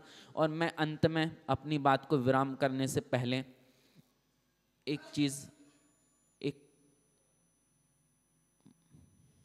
मोक्ष धाम मिला था मुझे। मैं कहीं जब गुरुजी के साथ विहार कर रहा था तो एमपी साइड विहार करते करते एक स्वर्गवास धाम की जगह मिली थी। तो उसके बाहर एक बहुत ही हृदय को छू लेने वाली लाइन लिखी थी, मंजिल तो यही थी, जिंदगी गुजर गई आते आते। मंजिल तो यही थी, जिंदगी गुजर गई यहाँ आते आते। क्या मिला मुझे इस दुनिया से, अपनों ने ही जला दिया जाते जाते। हम जिनके लिए यह अनमोल मानव जन्म गवा रहे हैं, अंत में वही अपने हमें जला देंगे। तो महानुभावों, आप सभी लोग जागृत हो जाइए, सचेत हो जाइए और अपने इस मानव जन्म को सार्थक करने के लिए, सफल करने के लिए तत्पर हो जाइए। जिस प्रकार हमारी आरिका शांति समाधि भूषणमती माता जी ने अपने जीवन को धन्य किया, उसी प्रकार आप लोग भी अपने जीवन को धन्य करें। इसी निर्मल भावना के साथ आरिका माता जी के चरणों में बंदामी करता हुआ अपनी वाणी को विराम देता हूँ। बोले परम पूज्य श्रवण अंगाराचार्य इसी विनिश्चय सागर जी महाराज की। बंधुता करनी पड़ती है तब जाके संभव होता है। हम सभी अपने हाथों को जोड़ लेंगे, माता जी के चरणों पे चलते हैं। हे माता जी वंदामी वंदामी वंदामी। हमको अपना मंगल आशीष देकर कथार्थ करें।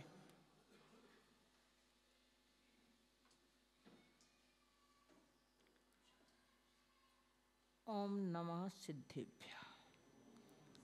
पंच परमेष्ठी भगवान की, 24 तीर्थंकर भगवान की, परम पूज गुरुवर आचार्य श्री विद्याभूषण सन्मति सागर जी महाराज की, 3 कम 9 करोड़ मुनिराज की।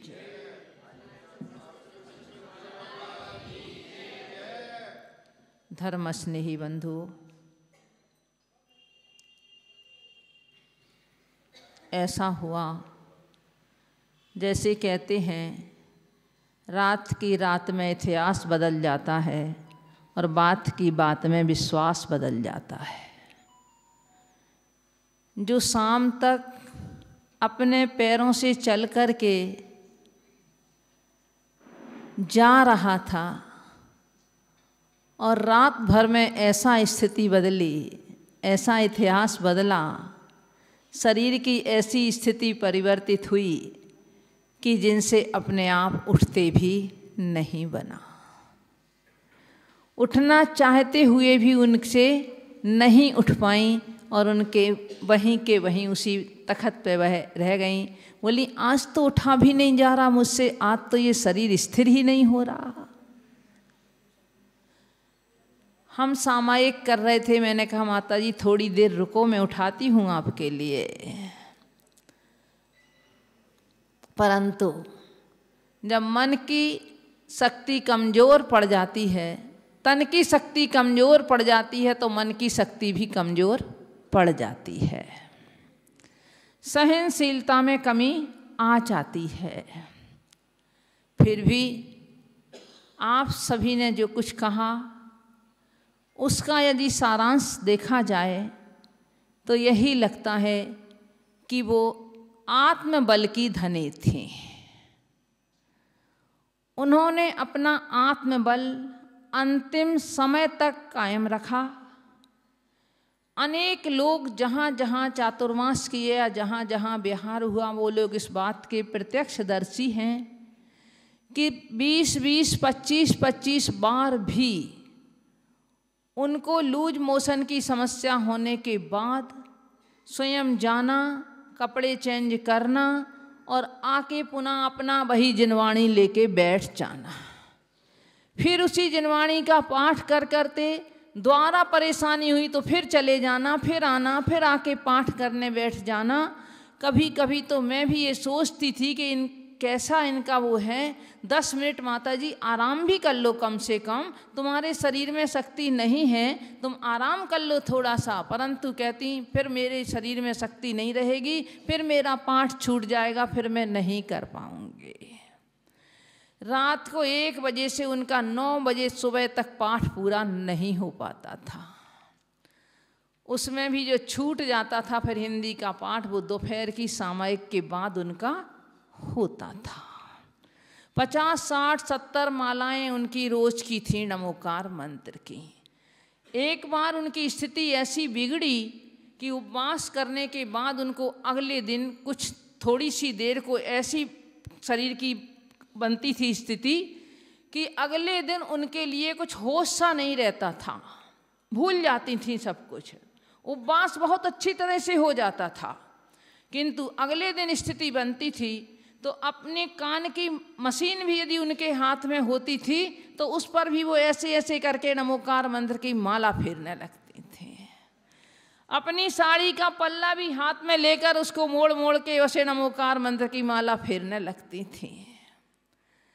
माने इतना उनके लिए नमोकार मंत्र के प्रति, अपने जप और अपने संयम के प्रति आस्था थी।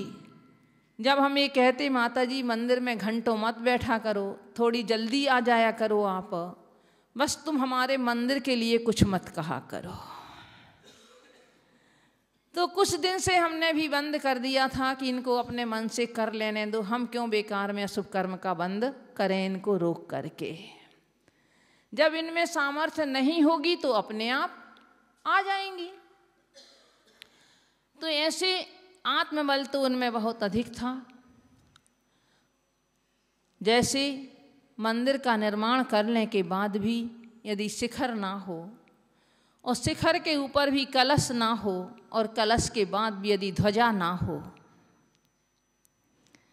ये शरीर मानव शरीर रूपी ये मंदिर का निर्माण तो हो जाता है, परंतु संयम रूपी कलश ना हो, तप रूपी कलश संयम रूपी शिखर ना बनी हो और तप रूपी शिखर कलशा इस पे ना चढ़ा हो और अंत में यदि समाधि रूपी ध्वजा इस पे ना लगाई जाए तो कहते हैं कि उस मंदिर में किया गया जप तप भी व्यर्थ हो जाता है। उस मंदिर में किया हुआ जप तप का फल हमारे लिए नहीं मिलता है।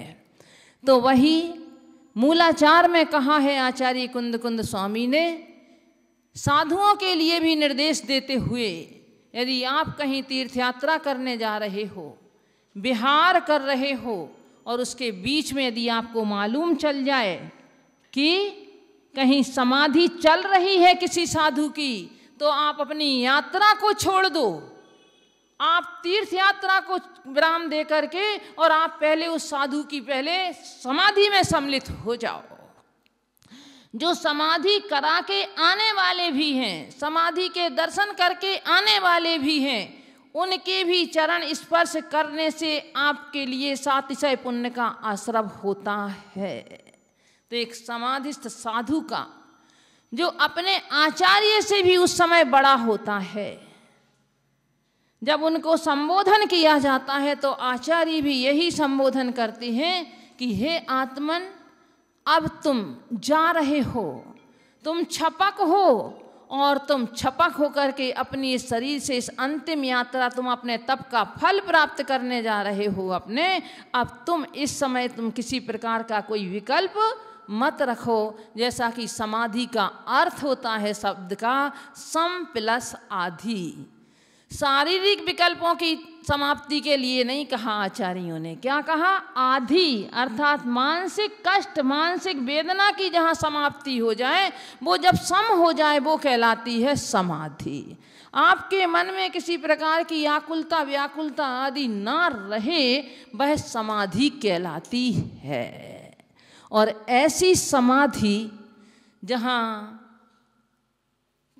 किसी प्रकार की आकुलता रूप परिणाम ना हो, ना किसी के प्रति राग रहा और ना किसी के प्रति द्वेष रहा, वर्तमान पंचम काल में हीन सहनन जहाँ है, कहते हैं आचार्य, कले कालौ चले चित्ते देह चान्नादि कीटकम एतश्चित्र विचित्रेयम जिन रूप धरा नरा।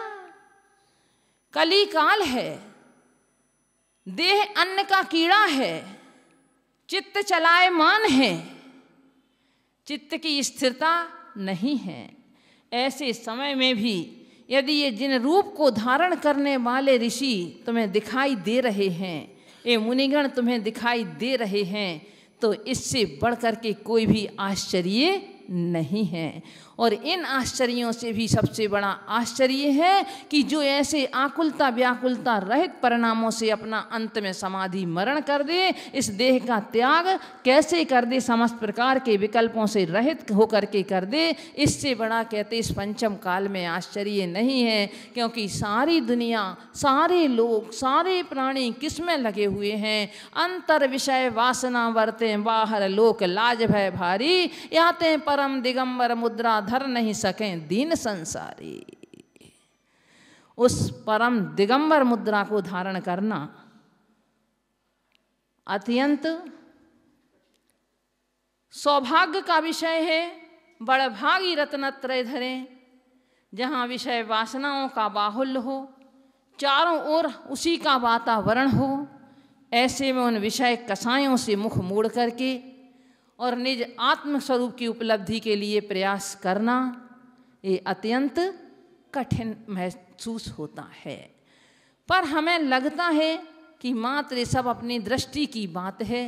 जब तक दृष्टि जिस ओर लगी हुई है वही मार्ग हमें सरल दिखता है, और जिस ओर हमारी दृष्टि नहीं है वही मार्ग कठिन लगता है। जब तक व्यक्ति विषय वासनाओं में लगा रहता है उसे वही में आनंद आता है, किंतु जब वही विषय वासनाओं के से मुड़ करके जब अपने आप में लग जाता है तो उसे लिए विषय वासनाओं का माहौल उसके लिए एक नरक का माहौल दिखाई देता है, उसके लिए एक रागियों का माहौल दिखाई देता है, कष्टों का माहौल दिखाई देता है। क्योंकि आप इस बात को अच्छी तरह से जानते होंगे कि साधुओं के अगर 22 परिसर होते हैं तो श्रावकों के कम से कम 22,000 होते होंगे। ऐसे माहौल में लगता है कि आप लोग कैसे उसमें अपना समय निकालते होंगे। तो जब जिसकी दृष्टि मोक्ष मार्ग की ओर लग जाती है उसे संसार मार्ग कठिन लगता है, और जिसकी दृष्टि संसार मार्ग की ओर लगी होती है उसे मोक्ष मार्ग कठिन लगता है। दृष्टि में ही सब कुछ समाया हुआ है, दृष्टि में ही विष है, दृष्टि में ही अमृत है, दृष्टि में भी सम्यकपना है, दृष्टि में ही सुख है, और दृष्टि में ही दुख है, दृष्टि में ही हमारे में सब कुछ है। यदि हमारी दृष्टि आत्म की ओर लग जाए। देखो माता जी ने भी अपने जीवन में बहुत साधना की, साधना करने के बाद असाता वेदनी कर्म को भी उन्होंने अपने जीवन में बहुत झेला, परंतु उस असाता वेदनी कर्म को झेलते झेलते अंत में यही कहना पड़ेगा कि जैसे कर्म और आत्मा की दोनों की लड़ाई में और आत्मा ने ही विजय प्राप्त की, कर्मों को आखिरकार हार माननी पड़ी। 2 दिन पहले उनके असाता वेदनी कर्म का उदय शांत हुआ और अंत में उन्होंने अपने आप में अपनी आत्म साधना करके इस देह का परित्याग किया। समय बहुत अधिक नहीं है, किंतु इतना ही कहना चाहते हैं कि आप लोगों के लिए ये जो सौभाग्य मिला, ये समझो एक संयोग ही था। रोहतक की ओर बिहार होना था, कई बार आ चुके थे वो लोग, परंतु वहाँ का योग नहीं था। सोचा बस अब पश्चिम बिहार में यदि चातुर्मास के लिए चलें, वहीं से आगे बस रोहतक का रास्ता है, आगे वहीं से रोहतक की ओर चले जाएंगे। पर वहाँ से रोहिणी का संयोग मिला। जैसे ये 11 सेक्टर की धरा बुला रही थी माता जी के लिए, जिस दिन अभी आपको बताया कि माता जी के बिहार का कार्यक्रम भी निश्चित सा हो गया था, जिस दिन बिहार का कार्यक्रम का थोड़ा सा निश्चित हुआ था उसी दिन 2 बजे का बिहार का समय था, और 2 बजे से ही उनके लिए अपने पेट में वेदना शुरू हुई। 2 बजे से ही ठीक उनके लिए दर्द शुरू हुआ, उनकी तकलीफ बढ़ गई। खैर वो कार्यक्रम तो हम लोगों ने एक दिन पहले ही वो कर दिया था पोस्टपोन, कि थोड़ा आगे उस समय को बढ़ा दिया जाए। पता नहीं क्यों मन नहीं हुआ। इसमें कुछ ऐसा नहीं था, कोई कारण भी हम नहीं कह सकते थे क्या कारण है, किंतु अंदरूनी एक मन ने गवाही नहीं दी। और दूसरे दिन उसी समय पे वो नीचे आ गई माताजी, उनका दर्द हो रहा था, मैंने नहीं समझ पाई। हम 4 बजे नीचे आए, जब तक 2 घंटे उन्हें काफ़ी तकलीफ अकेले झेली, पर फिर भी उनने अपने, अब झेली, हम नहीं थे, कोई नहीं था कमरे में, दीदी भी अपने काम में लगी हुई थी। खैर कहने का मतलब ये है कि ये रोहिणी सेक्टर 11 की धरा उनके लिए शायद बुला रही थी। ये बिहार शायद उनके निमित्त से ही इस तरफ हुआ था, और ऐसा योग संयोग मिला कि यहाँ से बाहर नहीं निकल पाए। आपने अभी वैद्य जी को सुना था, दोनों हमारी समाज के डॉक्टर विवेक और डॉक्टर, उनका क्या नाम है, दूसरे डॉक्टर साहब का नाम नहीं मुझे मालूम, डॉक्टर शालिनी और डॉक्टर साहब, सब लोग, ये लोग भी उसी समय रात को तक उपस्थित थे। सभी लोग नाड़ी इनकी देखते रहे माता जी की। समाज के कम से कम 50 लोग रात में वहीं थे, और सब लोगों ने अपना इतनी तत्परता से, आप लोगों ने तीव्र पुण्य कर्म का आश्रव किया है। इस क्रिया को देख करके निमित्त एक होता है, और एक ही निमित्त से कई लोग पुण्य का आश्रव कर लेते हैं, कई लोग उसी से पाप का आश्रव कर लेते हैं। अब आप लोगों से ने जो पुण्य का अर्जन किया, उस पुण्य को आप बनाए रखना। कभी भी हम तो समाज के दीपक जी आदि से भी, और भी सभी समाज के पदाधिकारी बैठे हुए हैं, उनसे हम यही कहेंगे कि आप लोग अपने मंदिर में, अपने नगर में कभी भी कोई साधु आए, उनके लिए कभी मना नहीं करना। हमेशा साधुओं को लाने के लिए आप तत्पर रहना, क्योंकि ये मंदिर जिनालय किनसे शोभा को प्राप्त होते हैं। एक भवन तो आप बना सकते हो, ईंट गारे की दीवारें आप खड़ी कर सकते हो, सुंदर सुंदर बना सकते हो, किंतु यदि उसमें जिनेंद्र प्रभु विराजमान नहीं हैं तो उसके लिए आप पूज्य नहीं बना सकते। तो ये जिनालय देव शास्त्र गुरु के लिए ही बने हुए हैं।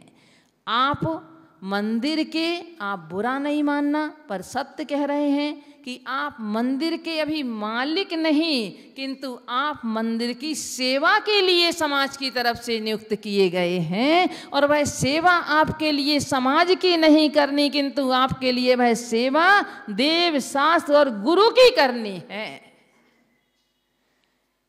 जहाँ संत यदि नहीं पहुँचेंगे, आप देख लो वहाँ की क्या स्थिति होती है। नहीं होते संसार तो सारा जल, नहीं होते संत जगत में तो जल जाता संसार। एक बार एक पत्रकार ने पूछा, बोले माता जी मैं आपसे एक प्रश्न पूछना चाहती हूँ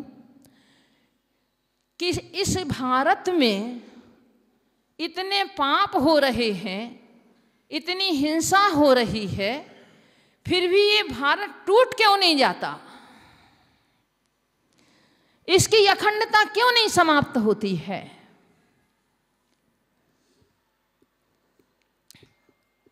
उनसे एक ही उत्तर हमने दिया।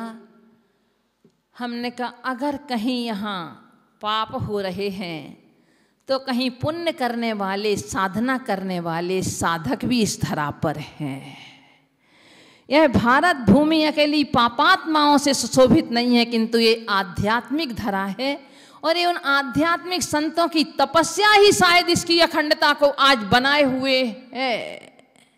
जहाँ जहाँ आप देखोगे आपके साधुओं का विचरण हो रहा है, वह स्थान अपने आप तीर्थ जैसा बन जाता है। आज आपका सेक्टर 11 मंदिर समझो, जहाँ दीक्षा हो जाए, जहाँ समाधि हो जाए, वो स्थान अपने आप में तीर्थ बन जाता है। आपका स्थान मंदिर एक तीर्थ का रूप ले लिया है। आपका सारे ये सूर्य रोहिणी का ये सौभाग्य आपके लिए मिला, प्रथम अवसर आप लोगों के लिए मिला।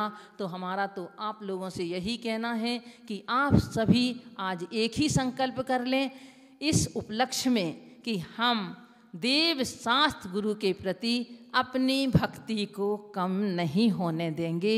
जब भी हमारे लिए जैसे भी मौका मिलेगा हम अपने साधुओं को भी, भगवान तो आपके यहाँ विराजमान हैं, जिनवाणी आपके यहाँ विराजमान हैं, तो हम दिगंबर साधुओं को या हमारे साधुओं के अनुयायी त्यागी व्रतियों के लिए जिनसे भी हमारे लिए मार्ग निर्देश मिल सकता है, जिनसे भी हमारे मोक्ष मार्ग की परंपरा बरकरार रह सकती है, उनका सानिध्य हम अपने जीवन में हमेशा लेते रहेंगे। उसके पीछे हमारा तन मन धन कुछ भी लगे किंतु हम उनका साथ नहीं छोड़ेंगे। देखो अभी आपके सामने अब शीतल जी, संदीप जी, अभी और भी सभी लोग, मतलब इन लोगों ने जब माता जी का वहाँ मालूम चला इनको, तो वहीं से घर से मूड बना लिया कि संस्कार तो मुझे ही करना है। जब महाराज जी की गुरु मंदिर में वेदी बनने का समय आया, बोले माता जी वेदी तो मुझे ही बनवाना है महाराज जी की। जब त्रिलोक तीर्थ में इनने जब से सौधर्मेंद्र बने हैं मोदी नगर पंच कल्याणक में, जब से इनके लिए हमेशा मोले में हर साल जब वही वहाँ की पालकी यात्रा होती है, हर साल बोले सौधर्मेंद्र तो मैं ही बनूंगा। तो हमने कहा अगर आपको सौधर्मेंद्र बनने का इतना शौक है तो आप त्रिलोक तीर्थ के सौधर्म स्वर्ग का भी निर्माण आप ही कराएंगे। तो बोले माता जी ठीक है, मैं सौधर्म स्वर्ग का निर्माण मैं ही कराऊंगा और इनके माध्यम से सौधर्म स्वर्ग का निर्माण त्रस्य न्याली में इनकी तरफ से ही होगा। और इसके बाद भी अभी स्वीकृति कुछ दिन पहले दे के गए थे, आए थे, और अब लेके इनका मन हुआ कि नहीं संस्कार तो मैं ही करूँगा। संदीप जी पहुँचे, बोले संस्कार तो मैं ही करूँगा। हमने कहा भाई दोनों मिलके कर लो। अब अकेले अकेले दीदी ने कहा नहीं, अब दोनों मिलके कर लो, और दोनों ने मिल कर के किया। तो ये एक अपना अपना एक भाव होता है। संदीप जी से इसी साल परिचय में आए, परंतु बहुत अच्छी भावना इनकी है, बड़े सरल परिणामी हैं, समझो बहुत उदार व्यक्ति हैं। ये तो पश्चिम बिहार की समाज अच्छी तरह से जानती है। और अब आप लोगों भी धीरे धीरे परिचित होते जाएंगे समाज में, जैसे जैसे नाम होता है व्यक्ति का। तो आप श्रावक, क्योंकि श्रावक की दोहरी जिम्मेवारी होती है, वह एक ओर अपने घर को संभालता है, अपने बच्चों को संभालता है, अपने व्यापार आदि को संभालता है, तो दूसरी ओर अपने जिनालयों को संभालता है, अपने गुरुओं की सेवा शुश्रूषा करता है, अपने जिनायतनों की भी जिम्मेवारी उसके ऊपर होती है। श्रावक की दोहरी जिम्मेवारी हो जाती है और वह इस दोहरी जिम्मेवारी को अपनी को पूरी जिसने अच्छी तरह से भावों से करता है। ये सरलता की भावों की बात है। पूज्य माता जी भी जो आज अपने बीच अभी नहीं है इस पर्याय में, ये पर्याय का पर्यायांतर है, ये तो बदलना ही है, क्षणभंगुरता है इस जीवन की।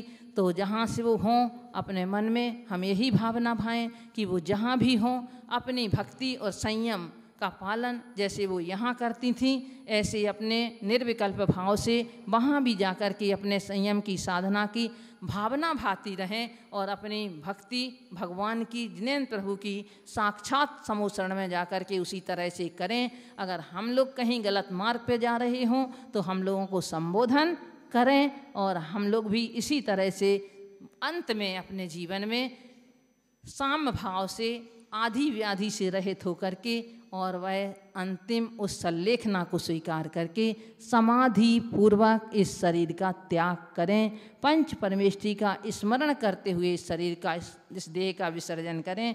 यही हम सब लोगों की भावना हो, यही हम लोग अपने जीवन में एक ना एक अपने जीवन में मतलब एक नियम अपना हो, यही सभी लोग इसी तरह का संकल्प करें। क्योंकि जाना सबको है, जाने के पहले हम तैयारी करके जाएं और तैयारी करके जाएं, वही यही तैयारी हमारी हो कि हे भगवान एक रोज़ प्रार्थना कर लिया करो कि जब भी इस देह को छोड़ें तो हम आपका स्मरण करते हुए ही छोड़ें।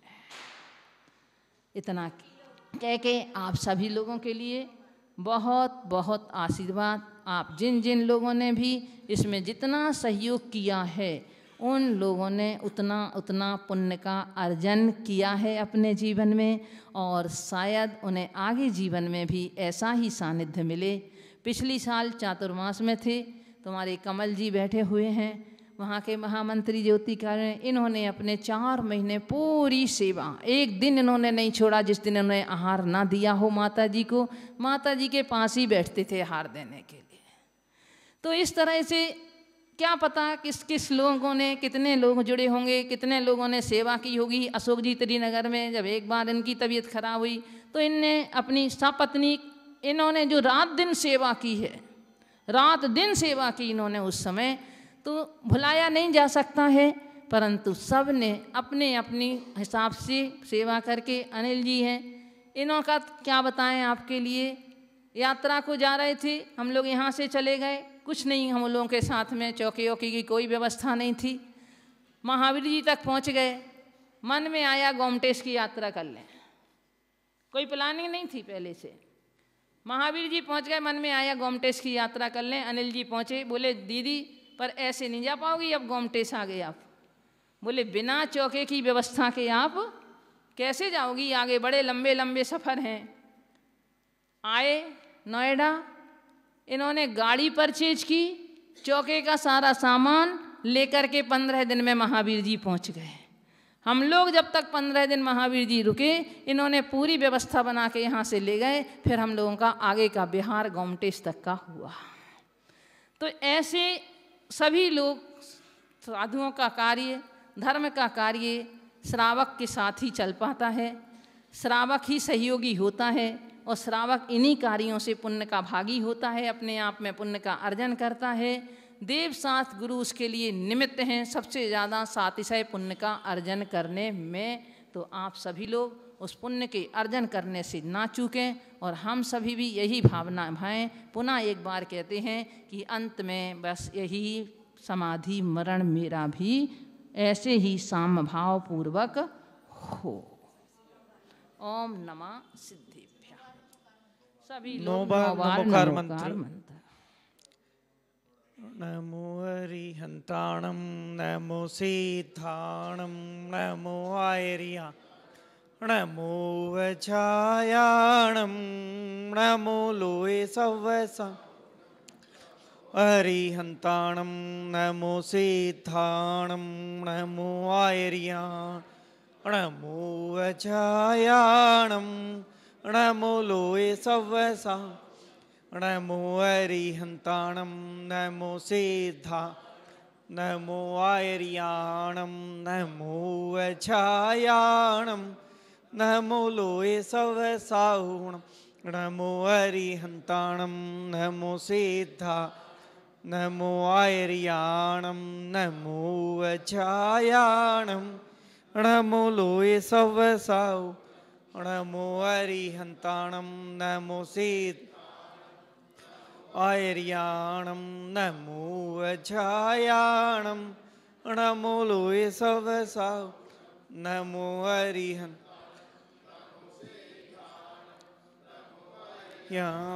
नमो वचायाणं, नमो लोए सवसाहुणं, नमो हरिहंताणं, नमो सिद्धा, नमो आयर्याणं, नमो वचायाणं, नमो लोए सवसा, नमो हरिहंताणं, नमो सिद्धा, नमो आयर्याणं, नमो वचायाणं, नमो लोए सवसा, नमो हरिहंताणं, नमो सिद्धा, नमो आयर्याणं, नमो वचायाणं, नमो लोए सवसा। एषु पंचनमुकारो सव पावपणाशुण मंगलाणं चे सवेसिं परमं होय मंगलम परमं होय परमं। बोले स्वस्ति भूषण जी माता जी की जय। आप सभी अपना समय निकाल के यहाँ आए, माता जी का गुणानुवाद करके पुण्यार्जन किया। आप सभी का बहुत बहुत अभिनंदन, स्वागत।